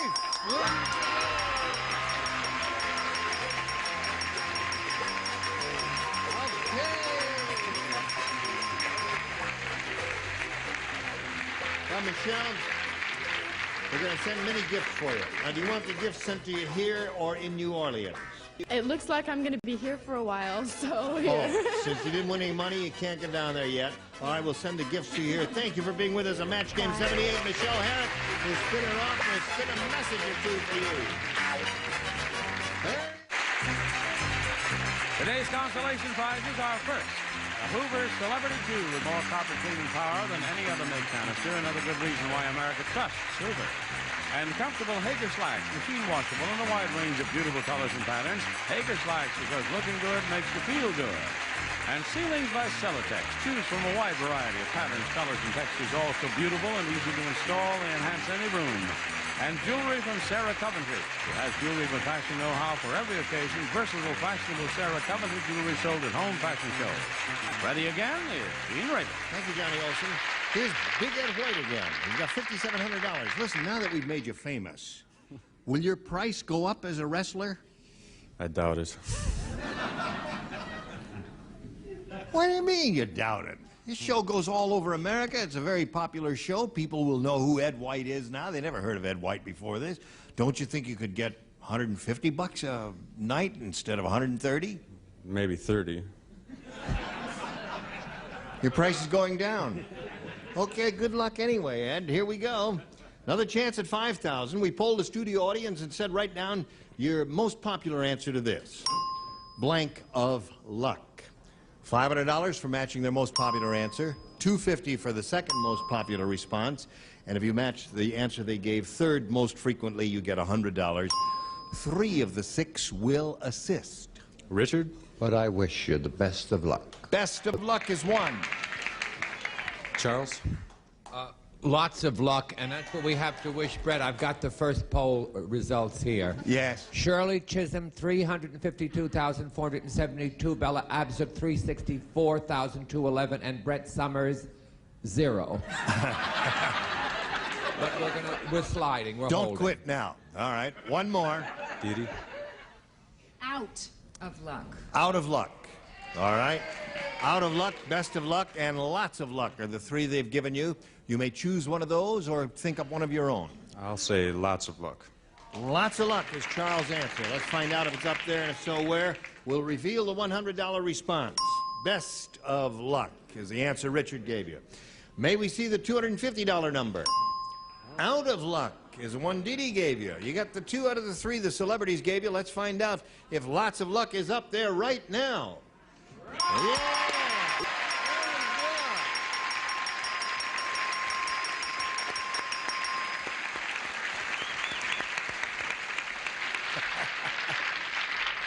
Did you hurt him? No. Okay, you treated him very nicely. That's very nice. All right. You pick up another $500, and now you're going to play again for $5,000. And remember what you have to do to collect. Right. What? Richard. Richard. Okay. Best of luck. Luck. What do you say? Best of luck. All right. Good luck to both of you. Here we go. Worth $5,000. And this is what it says. Clean blank. Clean blank. Clean blank. Okay, Ed White. Give us the answer that Richard has written on that card. We give you $5,000. Clean. I can't. Oh, just think about it for a second. You got another few seconds here. Clean blank. Clean blank. Clean clothes. Clean clothes. That's a good one. All right, he kind of drew a blank on that one. Let's see what Richard has written on his card. No, I said clean house. Clean house. I think you might say clean up. Yeah. Clean up. Clean sweep. Clean air. That's another good one. Okay. $6,200 is your current amount. And now, there's nothing wrong with that, is right, Ed. Here comes Gloria Capetta. Let's all welcome Gloria.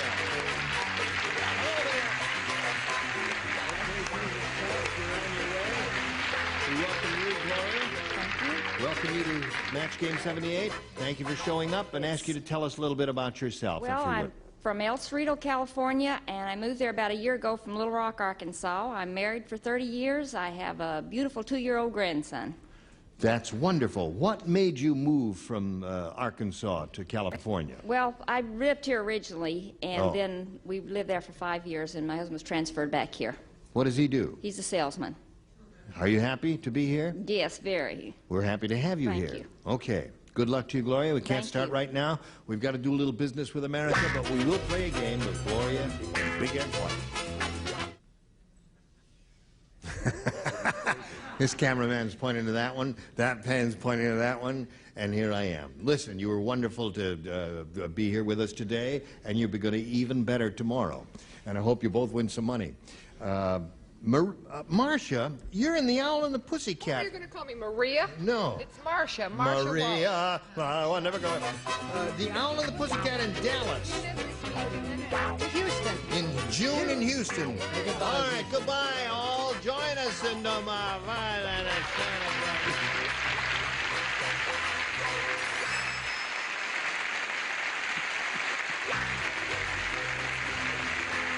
This is Johnny Olson speaking for Match Game 78, a Mark Goodson, Bill Todman production.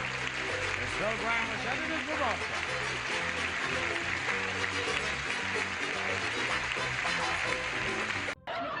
Get ready to match the stars from MASH. Terry Berghoff, Brett Summer, Charles Nelson Riley, Meg Bennett, Richard Dawson, and Fannie Flagg, as we play the star-studded Big Money Match Game 77. And now, here's the star of Match Game 77, Gene Rivers!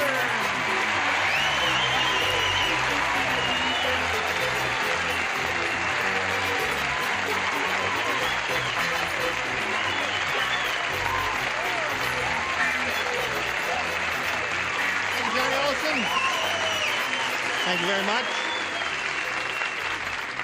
Well, they're beautiful, and so are you. Nice to see all of you. You're very nice looking, too. Doesn't he look great? Yeah. He's got a mustache, and he won the Emmy and everything. Yes, congratulations to They you. have no connection. Thank you. Yes, they do. You suppose if you grew a mustache, you could get an Emmy too? You never can tell. Should I try? Yeah. Okay. She wouldn't get a nomination with a beard, even. A 3. No, 3. Now we have no barbs or slings for you because we're happy to see you once again. Thank you. And you too. Thank you, sir. And you, my dear. Thank you. How are you? I'm fine. I want to thank the Academy for the award I got. It wasn't on television, unfortunately. It was a Purple Heart Award for sharing a dressing room with Brett Summers. And I thank you. All right. Let's say hello to our 2 players, Deborah Clodio and Rick Engstrom. Where are we here? Oh, we finished round 1. What is that? We finished round 1, right? And each of you matched one of our celebrities. And now we're going to start with round 2 here. Now, this lady's a current champ. She's only won $200.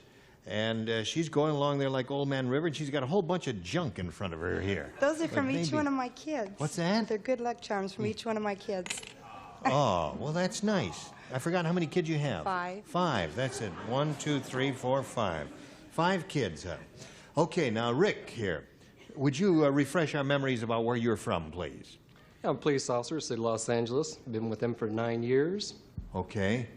All right. All right, we'll start round 2. Now, this is the final round, and we'll have a winner in a moment or so, but right now we've got to do a little business with America.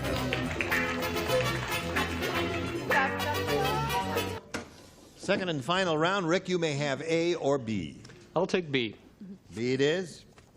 Everyone except Brett will play, right?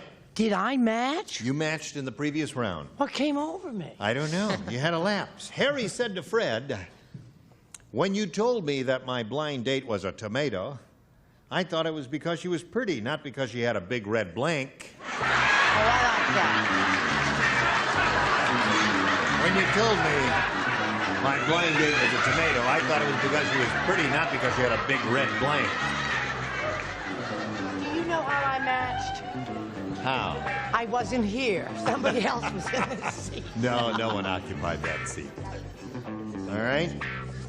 Have you been thinking about it, Rick? Yes, sir. All right, we're ready for you, Rick. Harry said to Fred, when you told me that my blind date was a tomato, I thought it was because she was pretty, not because she had a big red nose. Big red nose. Now, wait a minute. I ask you, if you don't like nose, what do you like? What? You don't know what you like there. What do you like, Gary? I have one nose for LA's finest. There you go. One nose for Rick. And Charles, he's looking for a nose. On the nose. On the nose. Now he's got 3. You remember how this goes, Meg? You got the hang of it last time, didn't you? I think I did. I said no. Well, you got the hang of it this time, too. Then you see, my blind date was a tomato. I thought it was because she was pretty, not because she had a big red... I hope you won't, start following him around on a motorcycle. I said no. You said no, that's right. That's 5. And now, Yes. the bad news, Rick. Bad news. No, this little girl was in heaven, and they were giving out noses. She thought they said roses. She says, "Give me a big red one." A big red one. Deborah, you have to go to work now and match 5 remaining celebrities to achieve a tie and stay in the game, and that's the best you can do here. Gary, if you would please, sir, would you not participate this time? Did I match before? You matched before. See, I didn't even know it. Yes, right, and you weren't even here. I know. You did it by remote control. Here we go. At the restaurant, Harvey said to the waiter, Yeah. "These steaks are so much like rubber, they have blank stamped on them."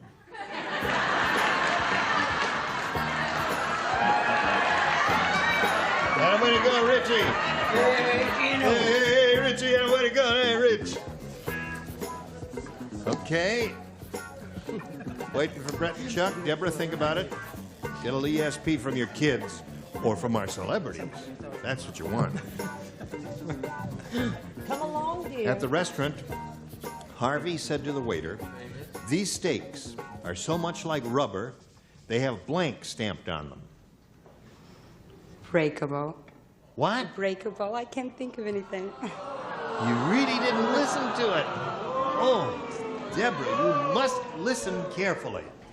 All right, Brett, you are first. Got to match everybody. These steaks taste so much like rubber, they have Goodyear stamped on. Goodyear. So that means Rick wins the game. What'd you ever have? Goodyear, Goodyear, Goodyear. They all had Goodyear. Come on down, Rick. Okay, Rick, if you'll just stand on the little blue spot in the rug there, we'll say goodbye to Deborah and wish her well. I'm glad you're not leaving here empty-handed. No. I got And your kids will love the fact that you won some money. Deborah Clodio, ladies and gentlemen, thank you for being with us. Goodbye. While we're spinning her off, we'll spin these messages just for you. How do you feel? Great. Good. Rick Engstrom here has won his first game. He has $100, but now he has a chance at a real bundle of money. He could win over $5,000 here, Rick. Here it is. It's all yours, this big money super match. Not too long ago, we had a bunch of people in this room, and we polled them. We put a questionnaire to them. We said, write down your best answer to this. The March blank. The March blank. Now, the answer they wrote down most frequently will get you $500 if you match it. If you decide to choose their second most popular answer, you get $250. And $100 for matching their third answer, and 3 of our 6 celebrities will help. First of all, Richard Dawson. The March Hare. The March Hare. Sure. The March Alice, Hare. don't you like him? Right. Yes, yeah, indeed. I love the March Hare. I love all the characters in Alice in Wonderland. The audience is thrilled with your answer, too. We're not concerned. No, the reason you can't hear the audience is the ovation was deafening, Rick, you see. And for a moment there, you lost your hearing. You couldn't hear. I'll make a note of that. Clear audience by tomorrow. Yes. Okay. Brett. What about the March of Dimes? Yeah. Well, Betty White's going to be very upset. I didn't hear that one either, did you? No. It's deadly quiet. Was there a noise there? Gary. What she said. No, the March of Time. The March of Time. So there you have 3. You have the March of Time. Oh, he used to say, time marches on.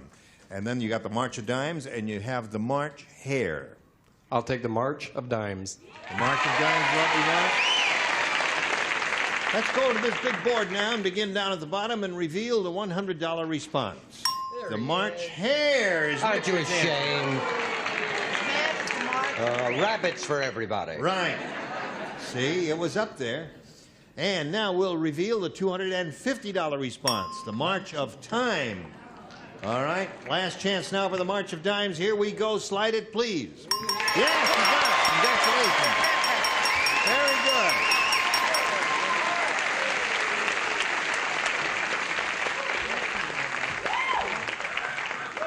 She's a good hugger and squeezer, isn't she? Fantastic. You sounded like a teenager. Fantastic. Yeah. When you were up there hugging and squeezing, I saw the... oh, that's a wallet. Oh, that's the biggest wallet. Honey, people are going to talk. Take your hand off that man's blank. No, but... Man is a police officer. He's a member of the New York... Since He's a member of the police department. I thought he came here with a holster on. You're not packing a rod, are you? I'm amongst friends. Oh, all right. That's what you think. Now, Rick... This group. You've won the $500. You'll play for 10 times that amount now, or $5,000, and we'll give you the money gladly if you'll match one celebrity. Now, this has to be an exact match. Reliable Richard Dawson. All right, here we go. Reliable Richard. Oh, reliable Richard Dawson, Dawson, Dawson. You ready, Rich? Yes, sir. Here we go. Good luck to you. Get your ESP going over to him. Here it is. It reads as follows. Blank Bible. Blank Bible. All right, Rick. Give us the answer that he has already written and put in the slot in that card, and we give you $5,000. Holy Bible. Holy Bible. All right. Well, the members of the Gideon Society are cheering very loudly out there. What did you say, Rich? He says Holy Bible. I live in motels and hotels all over the country. Oh, and the Gideons. Every drawer they have the Holy Bible. There you got it. $5,000. You got friends here? I have my best friend here, my wife. Your best friend and your wife is here. Where is she? She is very, very, very happy. There she is. Well, congratulations to you, and congratulations to Rick Angstrom. And now is a total of $5,600. And he's going to meet a new challenger now. Here comes Carol Cruz. There's your souvenir card for you. Hello there, Carol. Hi. All right, anytime you want to climb aboard the carousel, you can. We'll welcome Carol Cruz and tell her how happy we are to see her and ask her to tell us a little bit about herself. Well, I'm a clerk typist for the city of Los Angeles, and I was recently married to a Los Angeles police officer. No kidding. Mm-hmm. Have you ever heard of him before? No. Before you met backstage here? No. No. And does your husband work anywhere near where he works? No, he works someplace else. I see. How long you been married, Carol? Since June. Since June? Mm-hmm. July, August. Okay, Carol. Good luck to you. Thank you. We'll begin by asking you to make a decision. You may have A or B. B, please. All right. She wants B, and she got it. Gloria said, I am a very successful traveling sales lady because instead of selling door to door, I sell my wares blank to blank.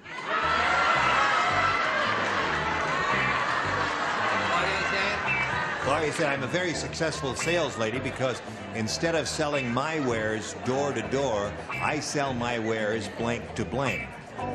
All over. He doesn't need to know.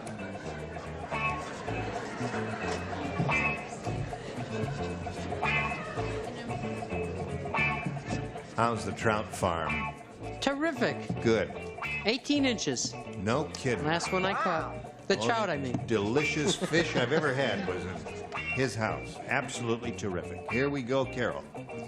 Gloria said, I am a very successful traveling sales lady because instead of selling door to door, I sell my wares blank to blank. Person to person? Person to person. Instead of selling door to door, you see, that would be person to person because a person would come to the door. Oh. Yeah. Okay. That's all right. You can borrow your husband's gun and do a little breaking and entering if you don't win anything here. Okay, Gary, she says person to person. At first, I couldn't think of any answer, and then I heard that devilish little way you read that card, and I heard the snicker from the audience, and then I went like this, and I said bed to bed.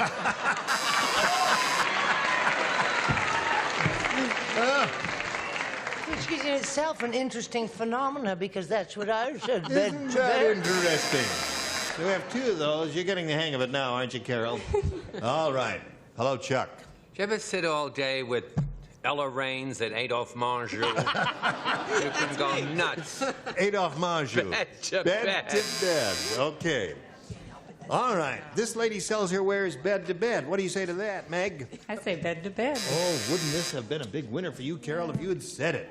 What do you say? Yeah, well, being a newlywed, that's what I thought. You know, she would have said. Yeah. As a matter of fact, I was wondering why she was doing on this show if she's only been married 4 months. Hello there. Hello there. How are you? Fine. I'm sorry I had bed to bed. Oh, sorry. there it is. 6 bed to beds there. Well, that's the way it goes. Rick will have a question for you in a moment or so, but right now we've got this for you. Hello. Hello, hello.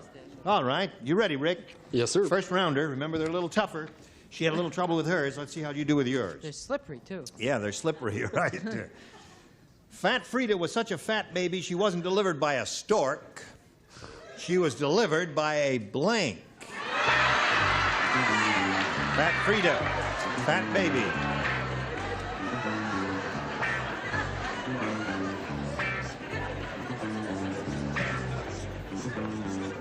Don't look. Don't look. I'm not looking. No, him. Oh, him. You know who him is, don't Yes. you? Okay, Rick, here it is. Fat Frida was such a fat baby, she wasn't delivered by a stork. She was delivered by a blank. By a crane. A crane. Delivered by a crane. Gene Crane is a better Gene Crane, Yes. yes. No, I'm sorry. He's had the right answer, I think. he I had a said good one. blimp. Blimp would be good. Well, remember in first round... Oh, same to you, fella. There are a number of possibilities for first rounders. What do you say? I thought a crane and a stork were about the same. They're not? No. It's a crane? Oh, shucks, I'm sorry. I had the wingspread of an albatross. An albatross. Yeah, that's they stronger, have like a... stronger than a stork, yes. You kids don't know about bites. Right. What did you say? I said the crane, which fingernails are smaller than the flamingo. Wasn't delivered by a stork, was delivered by a... Crane. Cranearoo. Two for him. All right. Yeah, after Richard? 6 years of Hogan's Heroes, I once swore this word would never pass my lips, but crane. Oh, such fond memories he has. Hello there. Hi, hon. You gonna open your... No, it was just embarrassing to sit with the winning group and come up with the answer. I thought she was delivered by a truck. A truck, eh? Okay, so you picked up 2 cranes there, and the score at the end of round 1 is 2-0 in favor of the champ. 3. Oh, yes, that's right. He had 1 before, so it's 3-0. All right. Thank you very much for being so alert, all of you. All right, Carol, you got a choice again of A or B. B again. B again. B again. Bernard said, I think my wife is having an affair with old man Periwinkle. Good gravy, Marie. And I'll tell you why I think so. Last night, she came home with blank on her breath. Oh, I got it. I got it. I got it. You got it. I don't got it. You don't got it? That's a very easy one. I think my wife is having an affair with old man Periwinkle. You know? Yeah, I know who he is. I've done Last this night show she enough. came home with blank on her breath. That mustache has impeded his thinking power. Yeah, it does. I like it. It makes him very... Nothing is impeding my thinking power. I've always been dumb. It gives him that Ronald Coleman look, doesn't it? Yeah, sure does. Thank you very much. I They really need enjoy to- doing this show. Okay. Carol Cruz, you ready? Yes. Here we go. Bernard said, I think my wife is having an affair with old man Periwinkle. Last night she came home with blank on her breath. Geritol? Geritol!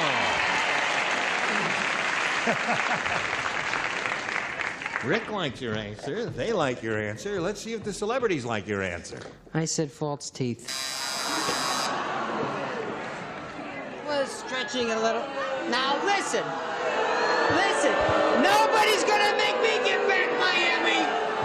Just sit right down, lady. Now, we won't take the Emmy away from you, but, yes. There might be Geritol. Spray a little rust on it, that's No, it'll turn green. Sure. I said, oh, for heaven's sakes, I said Geritol. Geritol is the answer. That little lady wants. Little Geritol for the lady, Chuck? Yeah, sure, Vic. Okay. I know she doesn't look as if she needs it, but give her a little Geritol. Okay. All right, she's got a little Geritol. I was going to say Paladin, but I said Jared. For her. Now, Fanny, give her some Geritol and stop fooling around. All right.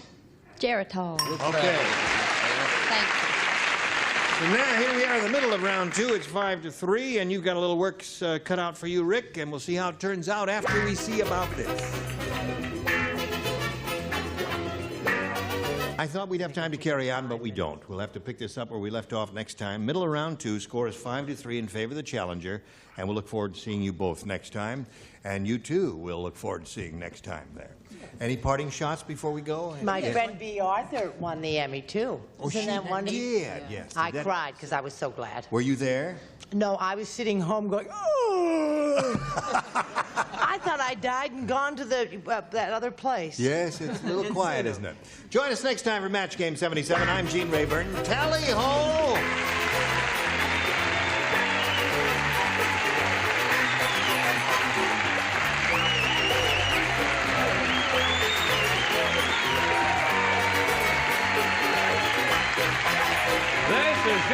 Jackson speaking for match game 77. A Mark Goodson, Bill Todman production. Get ready to match the stars from Mork and Mindy, Robert Donner, Brett Somers, Charles Nelson Riley, from The Young and the Restless, Melody Thomas, McLean Stevenson, and Marcia Wallace, as we play the star-studded Big Money Match Game. And now, here's the star of Match Game, Gene Rayburn.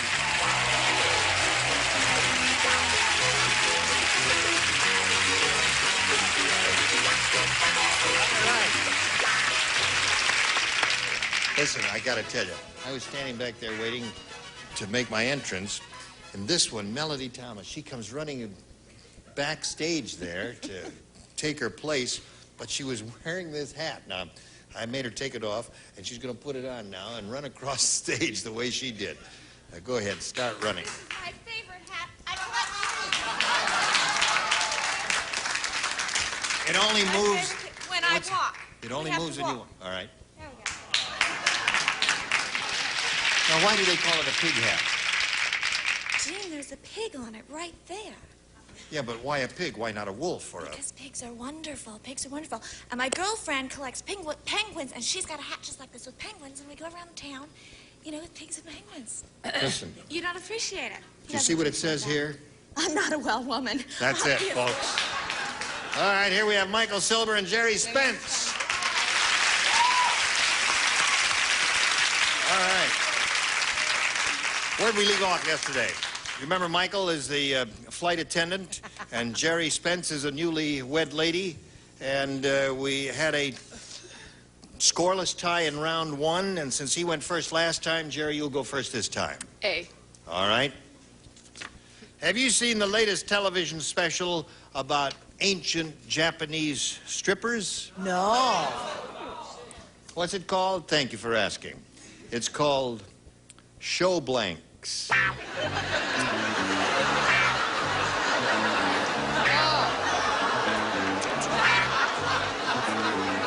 Jerry, have you seen the latest television special about ancient Japanese strippers? It's called Show Blanks.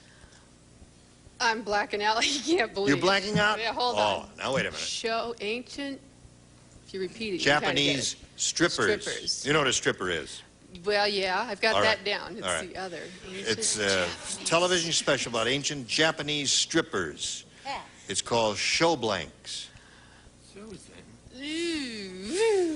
I don't have a thing. Show.